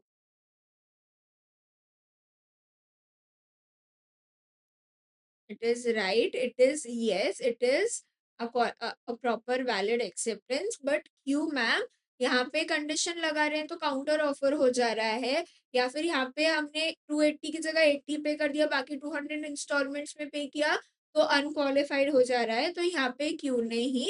यहाँ पे इसलिए नहीं, it is nothing but validating the offer, कि क्या ये ऑफर जेन्युइन है या नहीं। There is a difference between validating and changing the offer. वहां पे आप ऑफर को ही पूरा चेंज कर दे रहे हो, यहाँ पे आप ऑफर चेंज नहीं कर रहे हो। आप बोल रहे हो कि हाँ ठीक है, आपने 50,000 बोला, ठीक है, आपने बोला कैश पेमेंट करना है, ठीक है, मैं सब कुछ एक्सेप्ट कर रहा हूँ, बट मुझे आरसी बुक दिखा दो, मुझे वैलिडेट करनी है कि आपकी गाड़ी आप ही के नाम पे है ना, you have the right to sell it, correct? तो this is nothing but a validation. ऐसे एक्सेप्टेंस को क्वालिफाइड एक्सेप्टेंस नहीं बोला जाएगा, it is a valid acceptance. Got it? वही यहाँ पे लिखा हुआ है सर्टिफिकेट और बुक और RC book, this is because expecting a valid title of the car is not a condition। वहां पे आप कंडीशन लगा रहे थे हर जगह पे, यहाँ पे this is not a condition and therefore acceptance is unconditional। ना, the acceptance must be communicated, ऐसे हमने कुछ ऑफर में भी पढ़ा था, सेम पॉइंट वहां पे, ऑफर मस्ट बी कम्युनिकेटेड, यहाँ पे एक्सेप्टेंस मस्ट बी कम्युनिकेटेड। एक केस लॉ समझेंगे, B&M मेट्रोपॉलिटन रेलवे कंपनी के अगेंस्ट केस लॉ है। मिस्टर बी ने, ठीक है, मिस्टर बी ने क्या किया, मिस्टर बी ने रेलवे कंपनी के मैनेजर को एक ऑफर भेजा ड्राफ्ट करके, मिस्टर बी ने मैनेजर को ऑफर भेजा ड्राफ्ट करके, that I want to sell coal to you guys. अब उस जमाने में तो कोल पे चलती थी ट्रेनें, इफ यू रिमेम्बर, अगर मैं बहुत, हाँ फाइन, ठीक है, तो तब तो कोल पे चलती थी, तो मिस्टर वी ने बोला कि मैं आपके रेलवे कंपनी को, आपके रेलवेज को कोल सप्लाई करूंगा, ठीक है। तो मैनेजर एक्सेप्टेड इट कि हाँ चलो हमें तो चाहिए ही है कोई कोल सप्लायर, उन्होंने एक्सेप्ट किया। और उन्होंने क्या किया, वो एक्सेप्टेंस को उन्होंने ड्राफ्ट में भेजा था, समझो उन्होंने पेपर में भेजा था, उन्होंने एक्सेप्ट करके कॉन्ट्रैक्ट बना के अपने ड्रॉवर में रख दिया कि चलो मैं कल इनको एक्सेप्टेंस अपना भेज दूंगा, ठीक है। अब ड्यू डेट आ गई कोल भेजने की, लेट्स से नेक्स्ट मंथ आ गया और उनके पास कोल खत्म हो गया था, बट नेक्स्ट मंथ तक बी ने कोल सप्लाई नहीं किया था, तो इन्होंने, रेलवे कंपनी ने उन पे केस फाइल कर दिया सेइंग कि इन्होंने अपना कॉन्ट्रैक्ट फुलफिल नहीं किया है। आपको क्या लगता है क्या हुआ होगा? बी ने,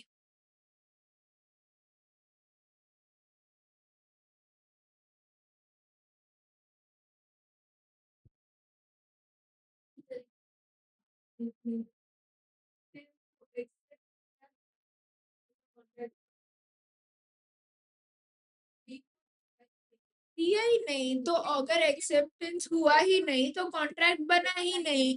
बी के हिसाब से तो हम अब तक ऑफर पे ही बैठे हैं, बी के हिसाब से तो हम तक ऑफर पे ही बैठे हैं। अब मैनेजर ने एक्सेप्ट करके अपने ड्रॉवर में रख दिया, तो उसको एक्सेप्टेंस थोड़ी ना बोलेंगे, एक्सेप्टेंस वाज नॉट कम्युनिकेटेड।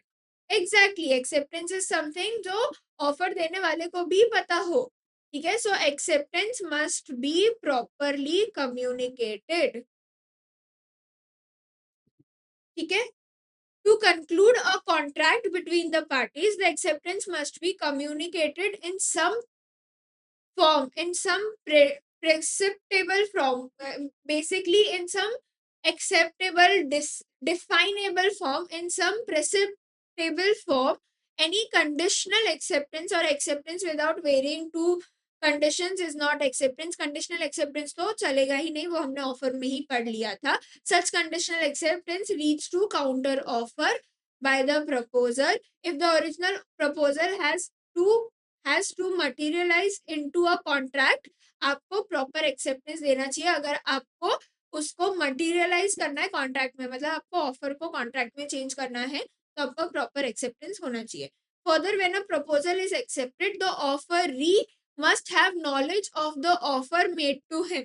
मतलब आप जब एक्सेप्ट कर रहे हो तो आपको ऑफर की पूरी नॉलेज होनी चाहिए कि सारे terms and conditions of the offer, you should be knowing those terms and conditions. ठीक है। If he does not have the knowledge there can be no acceptance. अगर समझो मैंने आपको ऑफर किया, ठीक है, मैंने आपको ऑफर किया कि आप हमारा CAFC का बैच 10 रुपए में ले सकते हो, ठीक है, और मेरे ऑफर में ये भी था कि अ discount of ₹3 on scholarship, like on scholarship basis if you score 85% और मोर। ठीक है, ये मेरे ऑफर में था। बट जब मैंने आपको ये ऑफर किया तो मैंने ये वाला टर्म एंड कंडीशन आपको बताया ही नहीं। ठीक है, आपको बताया ही नहीं और आपने एक्सेप्ट कर लिया, और बाद में क्लास में आने के बाद आपको पता चलता है कि कुछ बच्चों को 85% आए थे और उनको तो ये डिस्काउंट मिला बट हमें नहीं मिला। तो ऐसे केस में this is not a valid acceptance, क्योंकि क्योंकि आपने ये जनरल ऑफर, अगर मैं स्पेसिफिक ऑफर करती, आपने ये मेरे पैम्फलेट देखा था, जनरल ऑफर में देखा था। अगर मैं आपको स्पेसिफिक ऑफर करती हूँ कि आपके लिए या for you this is so and so and for someone else this so and सो, अगर स्पेसिफिक ऑफर होता तो बात अलग होती। बट यहाँ पे जनरल ऑफर था और आपको मैंने ये जनरल ऑफर की सारी डिटेल्स नहीं बताई। ठीक है, तो समझो डे 1 से लेके डे 10 तक मेरा ये डिस्काउंट ऑफर चल रहा था, जो मैंने आपको नहीं बताया। ठीक है, और आपको दे दिया और उसी समय मैंने किसी और को भी दे दिया। बट कोई थर्ड स्टूडेंट वो जनरल ऑफर बंद होने के बाद मेरे पास आता है, तो उनको ये एप्लीकेबल नहीं होगा, तो उनकी एक्सेप्टेंस वैलिड एक्सेप्टेंस होगी। बट अगर वो जनरल ऑफर, एक एग्जांपल दे रही हूँ कि उस टाइम पे अगर आप आए और मैंने आपको सारे टर्म्स एंड कंडीशंस ऑफर के नहीं बताए, तो आपका एक्सेप्टेंस वैलिड नहीं माना जाएगा। This will not be a valid contract. Basically अगर आपने कुछ झूठ बोल के सारे टर्म्स एंड कंडीशंस ना बता के कुछ किया है, तो that is not a valid acceptance. ऐसा होता है ना, बहुत बार हम देखते रहते हैं, ये सारे फैक्ट्स नहीं बताए और कॉन्ट्रैक्ट में एंटर कर लिया कुछ चीजें छुपा के, तो that is not a valid acceptance. और अगर वैलिड एक्सेप्टेंस नहीं है तो वैलिड कॉन्ट्रैक्ट नहीं। The acceptance must relate specifically to the offer made. Then, then only can be materialized into contract. The above points will be clearer from the following examples. ये example हमने अभी पढ़ लिया metropolitan वाला।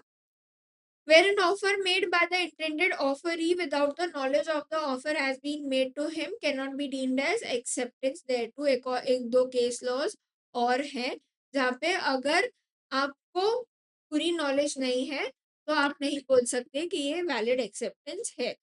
A mere variation in language not involving any difference of substance would not make an acceptance ineffective। What do you mean by this? मतलब क्या इस case law को, मतलब मैं अब सारे केस लॉज तो इन डिटेल में नहीं पढ़ाऊंगी, बट इसका मतलब क्या, इसका वर्डिक्ट आया था और उसका मतलब क्या है।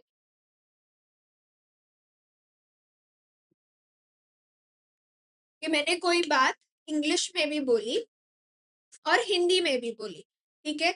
अब जब हम इंग्लिश बोलते हैं और हिंदी बोलते हैं तो कुछ फ्रेज इधर उधर चले जाते हैं, कुछ वर्ड्स इधर उधर चले जाते हैं, एग्जैक्टली सेम नहीं होता है लैंग्वेज में। आप तो कई बार डब्ड मूवी भी देखते हो तो काफी सारे चेंजेस होते हैं, but the substance of it, the substance of it का मतलब क्या होता है कि उसका जो इम्पोर्टेंट कंडीशन है वो तो सेम रहता है ना, वो तो चेंज नहीं होता। अगर मैं आपको बोल रही हूँ कि I am selling my CAFC batch in 10 rupees, मैं बार बार रिपीट कर रही हूँ, उसका मतलब ये नहीं है मैं 10 रुपए में बेची, ओके, हाइपोथेटिकली। ठीक है, if I am telling you I am selling my batch in ₹10 और मैं हिंदी में बोल रही हूँ कि मैं अपना बैच बेचने वाली हूँ 10 रुपए में, ठीक है। तो अगेन द सब्सटेंस इज मैं बैच बेच रही हूँ 10 रुपए में, ना कि मैंने ऐसे बोल दिया, बोलोगे मैं बेचने वाली हूँ बोला था ना मैम ने, वो तो फ्यूचर में हो गया। यहाँ पे था कि मैं I am selling, I am going to sell तो नहीं बोला था मैम ने। तो that is not the substance of my words. The substance मतलब the important part of my entire sentence is me selling the batch in ₹10, correct. तो that is the substance. अगर language के वजह से, लैंग्वेज बैरियर के वजह से थोड़ा बहुत इधर उधर हो जाता है, दैट इज फाइन, जब तक substance of the offer is same, ठीक है। A mere variation in language, not involving any difference in substance, would not make any acceptance ineffective, ठीक है। तो अगर आपने एक्सेप्ट कर लिया तो आप ये नहीं बोल सकते कि ये एक्सेप्टेंस इनइफेक्टिव है। Acceptance must be in prescribed mode, मतलब क्या? एक बार इसका ये छोटा सा एग्जांपल है। A proposed B to marry him, B informed A sister that he is ready to marry him, that she is ready to marry him, my bad. But his sister did not inform A about acceptance of proposal. There is no contract as acceptance was not communicated. A very basic example. Again, there is not even a contract if you say there is no legal obligation, but just an example. Now, acceptance must be in prescribed mode. मतलब क्या? अगर मैं आपको बोल रही हूँ कि I am giving you an offer, I want to sell this laptop in 1 lakh rupees, and if you want to buy it, give me acceptance via email, ठीक है। ये मैंने आपको ऑफर किया है। ऑफर के साथ इतने सारे कंडीशंस हम अटैच कर सकते हैं, कर सकते हैं, हमने ऑफर में पढ़ा है, इट इज ओके। तो मैंने आपको ये ऑफर किया, आपने क्या किया, आपने मुझे नेक्स्ट डे व्हाट्सएप पे मैसेज कर दिया कि yes ma'am we want to buy this laptop for 1 lakh rupees. अब मैं आपको लैपटॉप नहीं दे रही हूँ और आप जाओगे कोर्ट ऑफ लॉ में कि मैम आपने तो बोला था जैसे ही हम माचिस को गन पाउडर में लगाएंगे एक्सप्लोड होगा, ऐसे एक्सेप्टेंस होता है, हमने एक्सेप्टेंस किया था, आपको तो ये कॉन्ट्रैक्ट करना ही पड़ेगा। अब तो ये कॉन्ट्रैक्ट बन गया, अब आप वापस थोड़ी ना ले सकते हो ऑफर। मैं बोलूंगी नहीं। क्यों? क्योंकि मैंने आपको बोला था कि अगर आपको ये लैपटॉप खरीदना है तो आप मेल पे मुझे एक्सेप्टेंस दो, और आपने व्हाट्सएप पे मुझे एक्सेप्टेंस दिया। मतलब acceptance must be in the prescribed mode. अगर मैं कोई मोड बोल रही हूँ आपको, तो आपको उसी मोड में मुझे एक्सेप्टेंस देना है। अगर मैंने कोई मोड आपको प्रिस्क्राइब नहीं किया, then you are free to presume any mode, then it is okay. But अगर मैं आपको बोल रही हूँ कि इसी मोड में देना है, तो आपको उसी मोड में एक्सेप्टेंस देना पड़ेगा। Where the mode of acceptance is prescribed in the proposal, in the offer, it must be accepted in that manner. But if the proposer does not insist on the proposal being accepted in the manner prescribed after it has been accepted, otherwise that is not in the prescribed manner, proposer has a right to presume or have the consented to the acceptance, वो अपने हिसाब से कर सकते हैं। If the offerer prescribes, again ये एक example है वैलिड कॉन्ट्रैक्ट विल अराइज वाला, आप एक बार इसको पढ़ लेना। नाउ टाइम, अभी ये एक बहुत बहुत ही ऐसा टॉपिक है जिसमें आपको एक चीज लगानी है जो हम सबके पास होती है, दैट इज कॉमन सेंस। ठीक है, मैं आपको 2 क्वेश्चंस पूछती हूँ, आप भी मेरे को इसका आंसर दे दोगे। समझो, मैं आपको बोलती हूँ कि बच्चों I am selling 10 kg mangoes. नहीं यार, मैं ये सब नहीं करती हूँ, ठीक है। पता चला कि कल को मैम लैपटॉप भी दे दो। साइड बिजनेस नहीं है मेरा, कोई साइड बिजनेस नहीं है, ना मैं आम बेचती हूँ ना मैं लैपटॉप बेचती हूँ, ना मैं CFC 10 रुपए में बेचती हूँ, डिस्क्लेमर, ठीक है। एग्जाम्पल 10, मैं बोल रही हूँ कि बच्चों मेरे पास 10 kg मैंगो है, 1 kg का प्राइस है ₹500, ठीक है। 1 kg का प्राइस है ₹500। Do you want to buy these mangoes? अब आप खुद सोच के मुझे बताओ, अगर मैंने आज आपको ऑफर किया तो आप मुझे कब तक एक्सेप्टेंस दे सकते?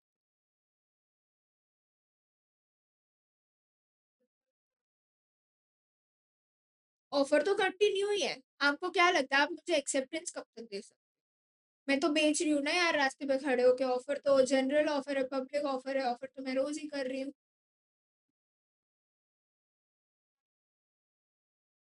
टाइम लिमिटेशन नहीं है, बट आप खुद सोचो।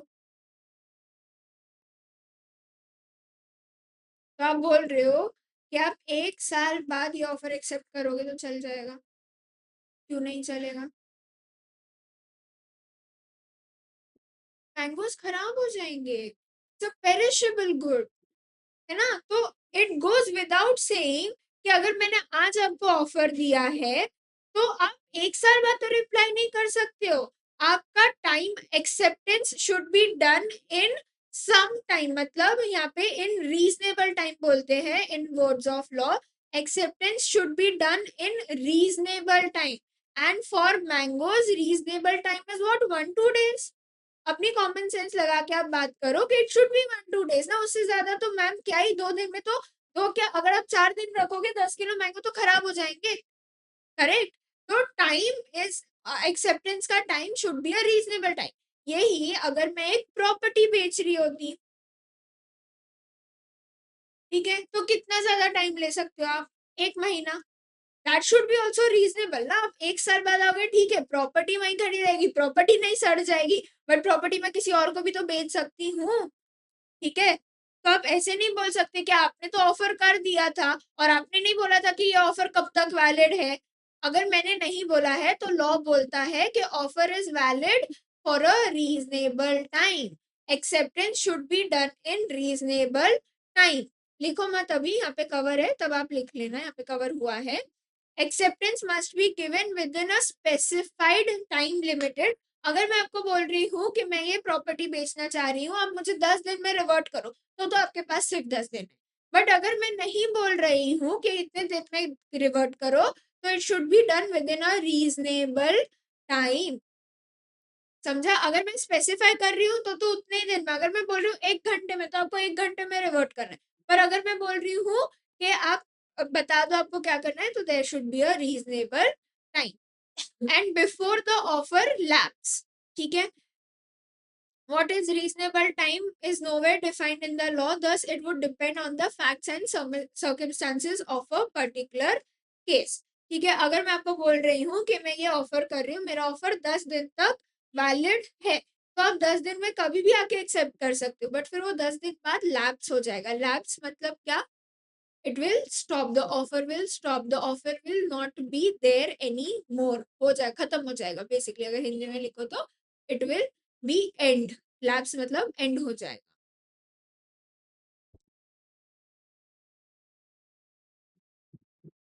ठीक है, जैसे मैंने बोला sell your house within 4 days, revert किया, 4 days is reasonable time, but for perishable goods के लिए 4 days is not a reasonable time.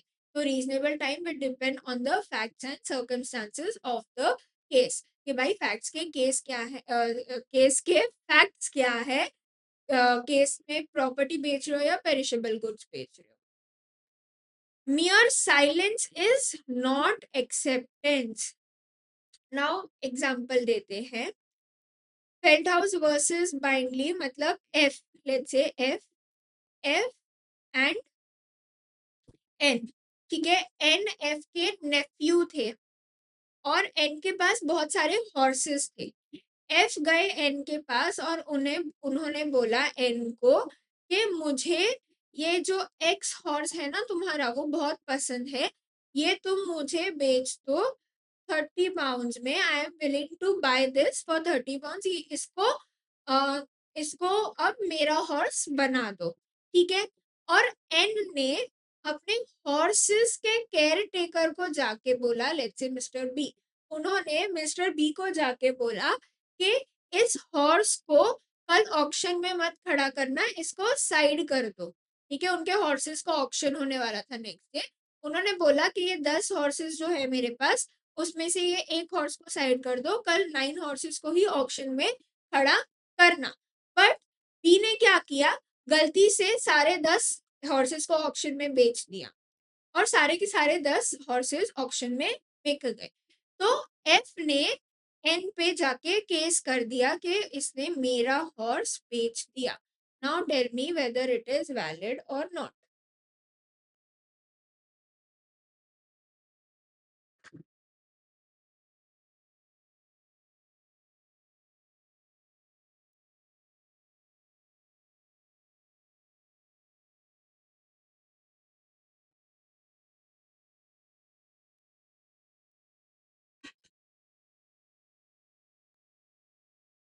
Answer मत पढ़ना.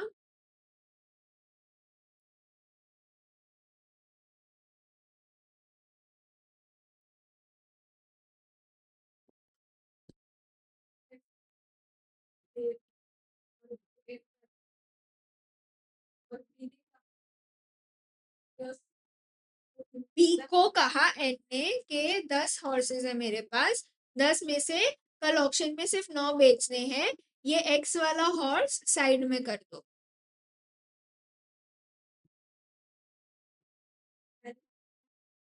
वैलिड नहीं है. बी को कुछ पता नहीं कैसे.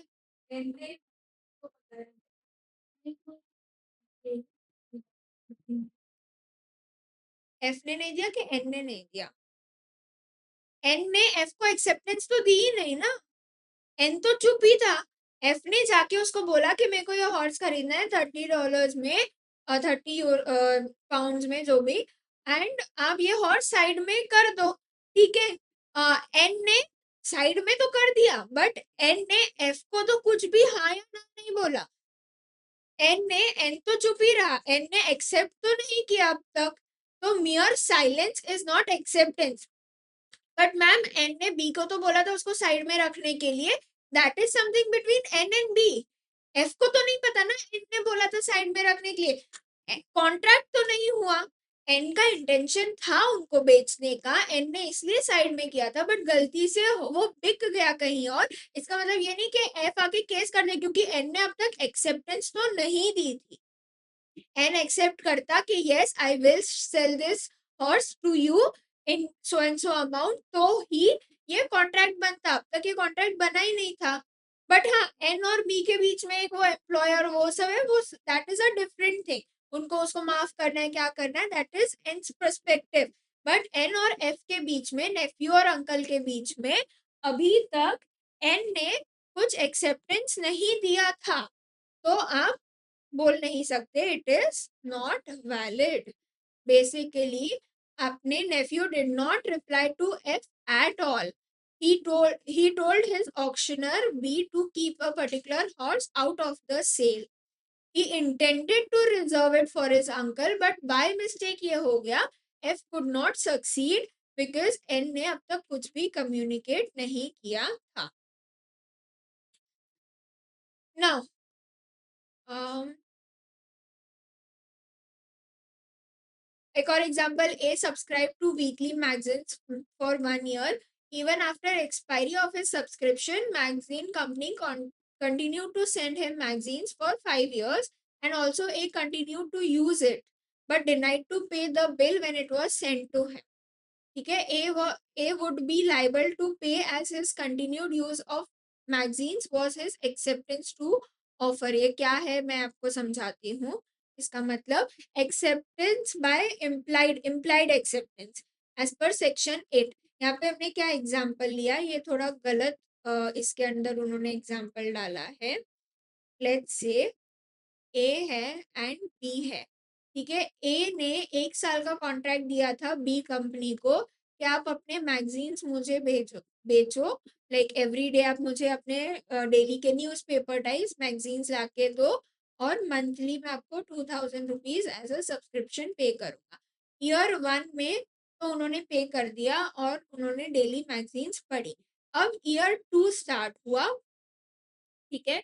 और कंपनी ने मैगजीन्स भेजती गई, और ए उन मैगजीन्स को पढ़ता गया. अब जब कंपनी ने उसका बिल भेजा ईयर 2 का, ए ने बोला मैं नहीं भरूंगा ये बिल. क्यों? क्योंकि मैंने तो कोई एक्सेप्टेंस नहीं किया है, हमारा ऑफर और एक्सेप्टेंस तो 1 साल के लिए ही था.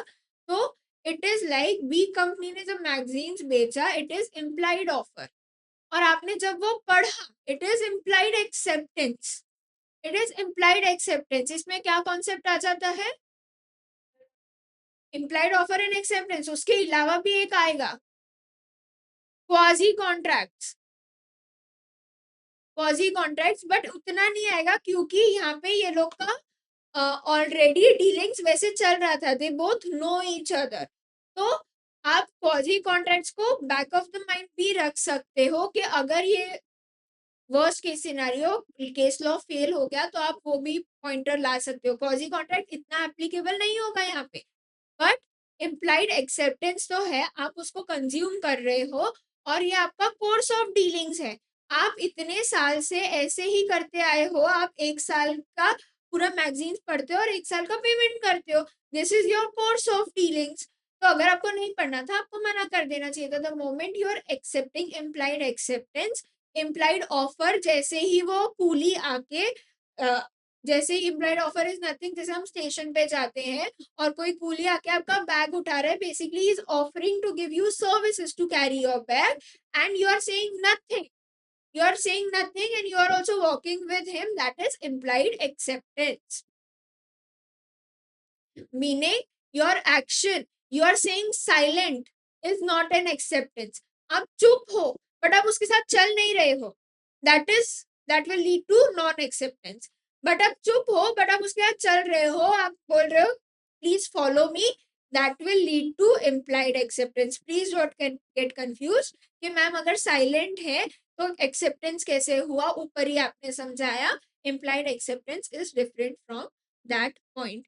एक और example, when a tradesman receives an order from customer and executes the order by sending goods, the customer's order of goods constitutes the offer which has been accepted by the tradesman. मतलब offer मेरे को दिया सामने वाले ने कि मेरे को 10 किलो मैंगो भेज दो मेरे घर पे, और मैंने उसके घर पे भेज दिया, मतलब मैंने एक्सेप्ट कर लिया। This is implied acceptance. मैंने कुछ बोला नहीं बट मैंने एक्सेप्ट कर लिया।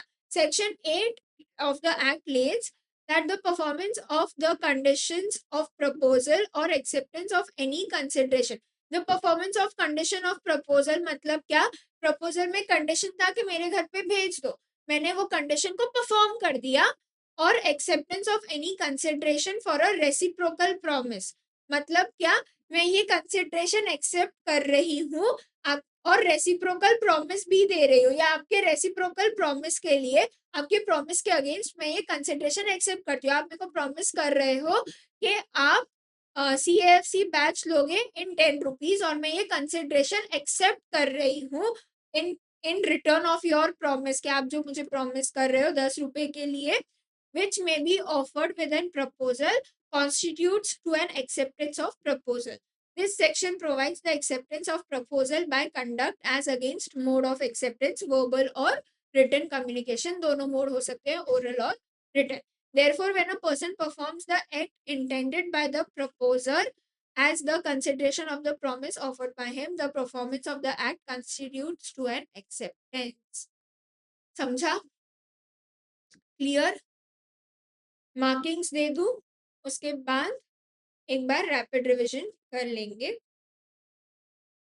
9th पॉइंट से स्टार्ट करना है।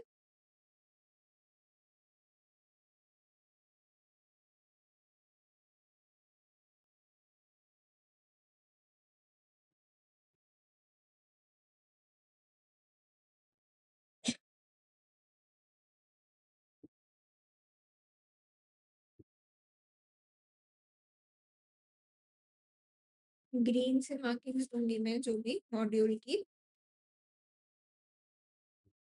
9th पॉइंट ऑफर, ये पूरा जो हाईलाइटेड जो भी हमारे मॉड्यूल में बोल्ड से लिखा गया ना, that is important, you are not suppose to miss it. जैसे आप देखोगे केस लॉज वगैरह, जो भी बोल्ड से लिखा गया है that is something that you should learn. फिर आपको मैं भी क्यों ना बोलूं कि miss it, you should never do that. Okay, first point पूरा अ स्टेटमेंट वाला, सिर्फ पूरा अ statement of intention and announcement, first point. ठीक है, सेकंड पॉइंट ऑफर से लेके ये केस लॉ तक।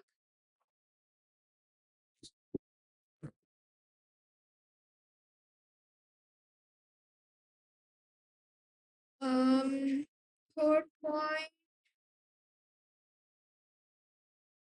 थर्ड पॉइंट तो ये मतलब ये केस लॉ तो कुछ नहीं लिखना है, कुछ भी नहीं लिखना है।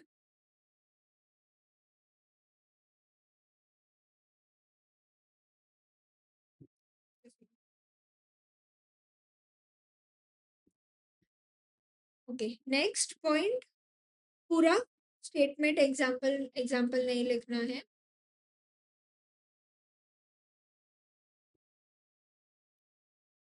ये यहाँ पे लॉर्डशिप्स लिखा हुआ है। ये जो मैं जब रीड करी थी, या मैंने अभी आपको जब रीड करने के लिए बोला, you also did not ask me this question कि the lordship, they are lordships, यहाँ पे ये रहा, हाँ गया, हाँ ये रहा, they are lordships. Lordships is nothing, England का केस है तो वहाँ पे जज को लॉर्डशिप्स बोलते हैं, ठीक है, कंफ्यूज मत हो। यहाँ पे ऐसा कुछ नहीं लिखना है।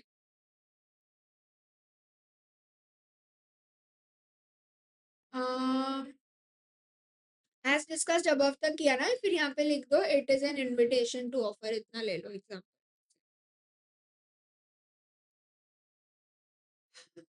एन इनविटेशन टू ऑफर से लेके ऑफर तक, making offer, his objective is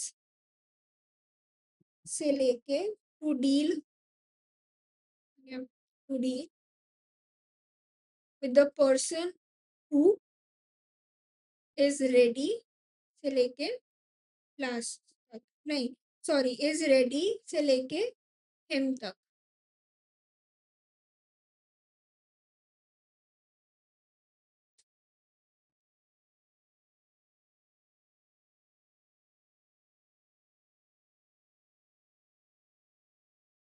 When goods are sold through auction, ये वाला पॉइंट कुछ जरूरत नहीं है।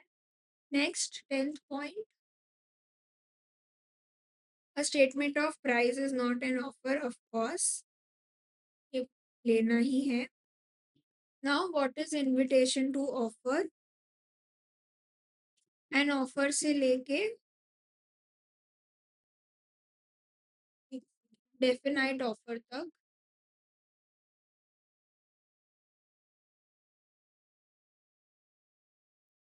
That's it. um,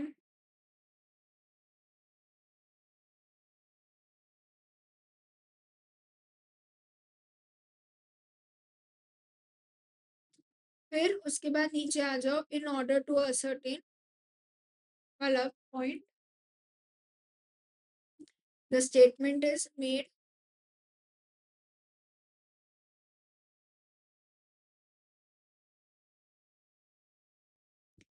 following are the instances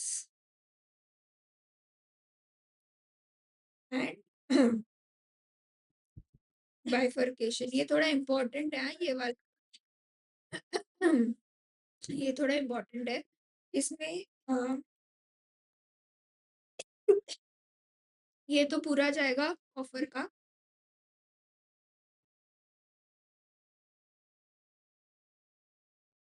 यहाँ पे आप मेक एन ऑफर तक कर सकते।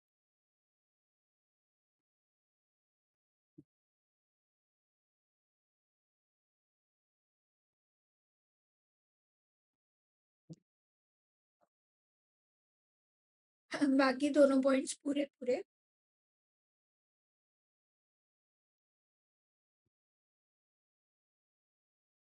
एक्सेप्टेंस का ऑफ कोर्स डेफिनेशन पूरा।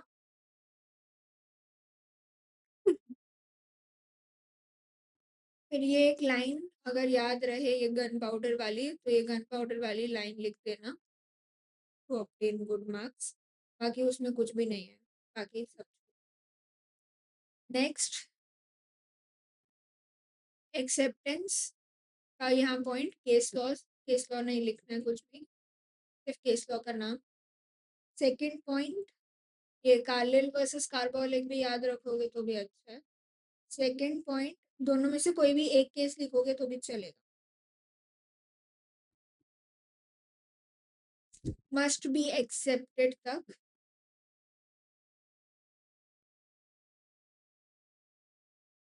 अगेन केस लॉज इसके याद रख सकते हो या रखना चाहिए, I would suggest. Third point, any conditional acceptance तक, थर्ड लाइन तक, फिर उसके बाद इज आ गया any conditional acceptance varying from derivative conditional is no acceptance, फिर फर्दर से लेके एक्सेप्टेंस तक, नो एक्सेप्टेंस, दैट्स इट। बाकी केस लॉ।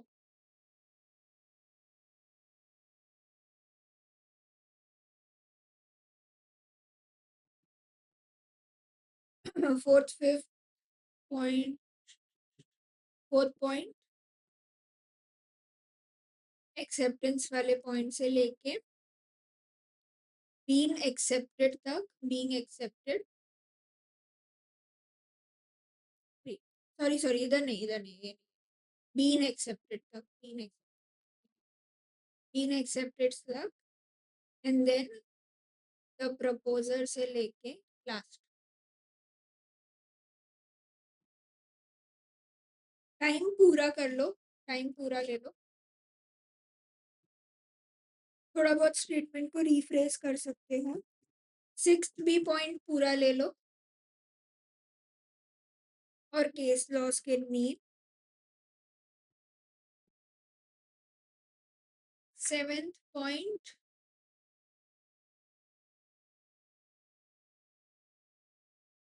प्रपोजल तक, जैसे यहाँ तक, इसको ब्रेक करके याद कर सकते हो। डन। इसका कोड वर्ड MA टॉपिक, मैं टॉपिक,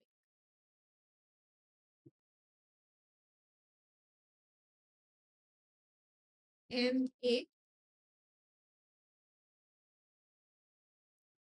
ओके, ये O है, whom offer is made,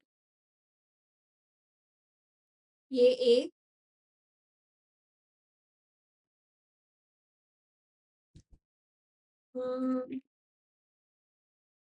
कर गया बाकी का। तो मैं MA से स्टार्ट करती हूँ, यहाँ लिखो just a second. Acceptance made, absolute qualification, M, जैसे कि T से टाइम वाला,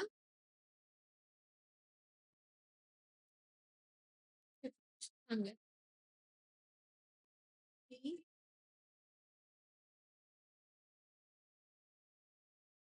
just a second. सो हमने कर दिया, M पे आते हैं।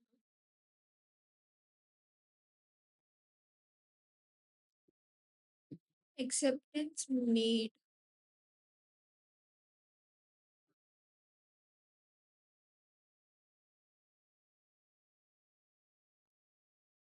ये C है, communicated, prescribe, P, I see your silence, this is M, and this is क्या बचा, नहीं, M हो गया ना, M हो गया, A हो गया, T हो गया, O हो गया, P, I बचा शायद, I, implied acceptance, yes, I, okay, got it। वापस दिखाओ एक बार, this is O, A, C, P, T, and M and I, okay, done। ठीक है, एक बार क्विकली रैपिड रिविजन करेंगे and then we will be done for the day. So today we started with 9th and 10th point of offer, wherein we discussed okay, offer is different from mere statement of intention, invitation to offer, mere communication of information, a prospectus and advertisement. Prospectus and advertisement मतलब आप कोई add दे रहे हो, prospectus is nothing but आप एक company के जब shares issue करते हो तो उसमें आप एक प्रोस्पेक्टस, रेड हियरिंग प्रोस्पेक्टस देते हो जहाँ पे सारे शेयर्स की डिटेल्स, कितने पैसे का क्या है, क्या कंपनी का काम रहेगा वगैरह वगैरह, वो बेसिकली एडवर्टाइजमेंट। आप अभी के लिए आप वो समझ के चलो, जब आप उस टॉपिक पे आओगे तब मैं डिटेल में समझाऊंगी। ठीक है, फिर we discussed a statement of intention and announcement. आप किसी को सिर्फ कुछ बता रहे हो, एक किसी चीज का आंसर दे रहे हो। सेकंड पॉइंट में है कि अगर आप किसी चीज का आंसर दे रहे हो, ये सारा कुछ एक ऑफर नहीं माना जाता। फिर वी डिस्कस्ड के आप एक स्टेटमेंट दे रहे हो कि ये प्राइस इतने का है, ये कोई चीज, मेरा लैपटॉप 1 लाख रुपए का है। Again this is not an offer. Invitation of offer and invitation to do a business, के आप लोग क्या आके मुझे ज्वाइन करना चाहोगे, this is invitation to offer. Yes ma'am, हम आपको ज्वाइन करना चाहेंगे। What will be the terms and conditions, we would love to join you, this is an offer. A statement of price is not an offer. आप merely एक statement बता रहे हो कि ये इतने रुपीस का है, that will not lead to an offer. ठीक है, then we discussed a difference between offer and invitation to offer. जब आप इनविटेशन टू ऑफर करते हो तो आपका मेन पर्पस होता है नेगोशिएट करने का। यहाँ पे विदाउट आपका इंटेंशन नहीं है कि आप एक कॉन्ट्रैक्ट में, इन्विटेशन टू ऑफर में आपका इंटेंशन है टू नेगोशिएट, ऑफर में आपका इंटेंशन है to enter into a contract. ठीक है, दोनों जगह पे फर्स्ट पॉइंट में भी यही है कि यहाँ पे विलिंगनेस नहीं होता है, वहां पे विलिंगनेस होता है। यहाँ पे सेकंड पॉइंट में है कि नेगोशिएट करना होता है, यहाँ पे नेगोशिएट करना नहीं होता है। एंड सबसे पहले सीक्वेंस में ऑफर बाद में आता है, इनविटेशन टू ऑफर पहले आता है।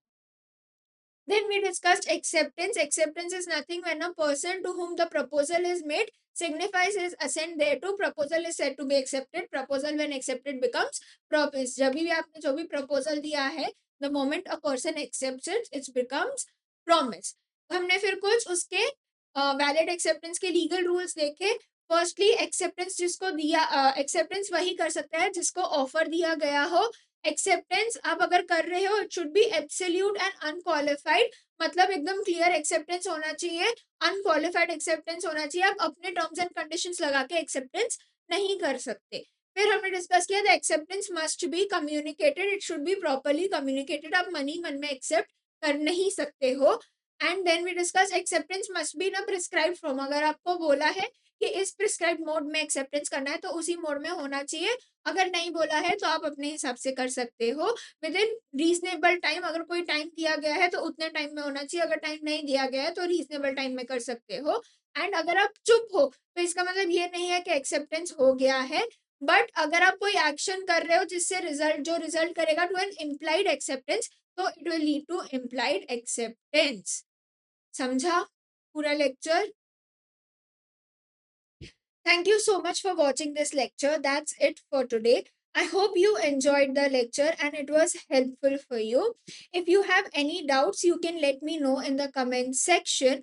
And also, if you want my notes, make sure you are staying connected with us by following us on YouTube and our Telegram channel, wherein we are providing you free notes and practice questions. And most importantly, don't miss the next lecture. Your CA journey has just begun. Stay consistent and stay focused. See you in the next lecture.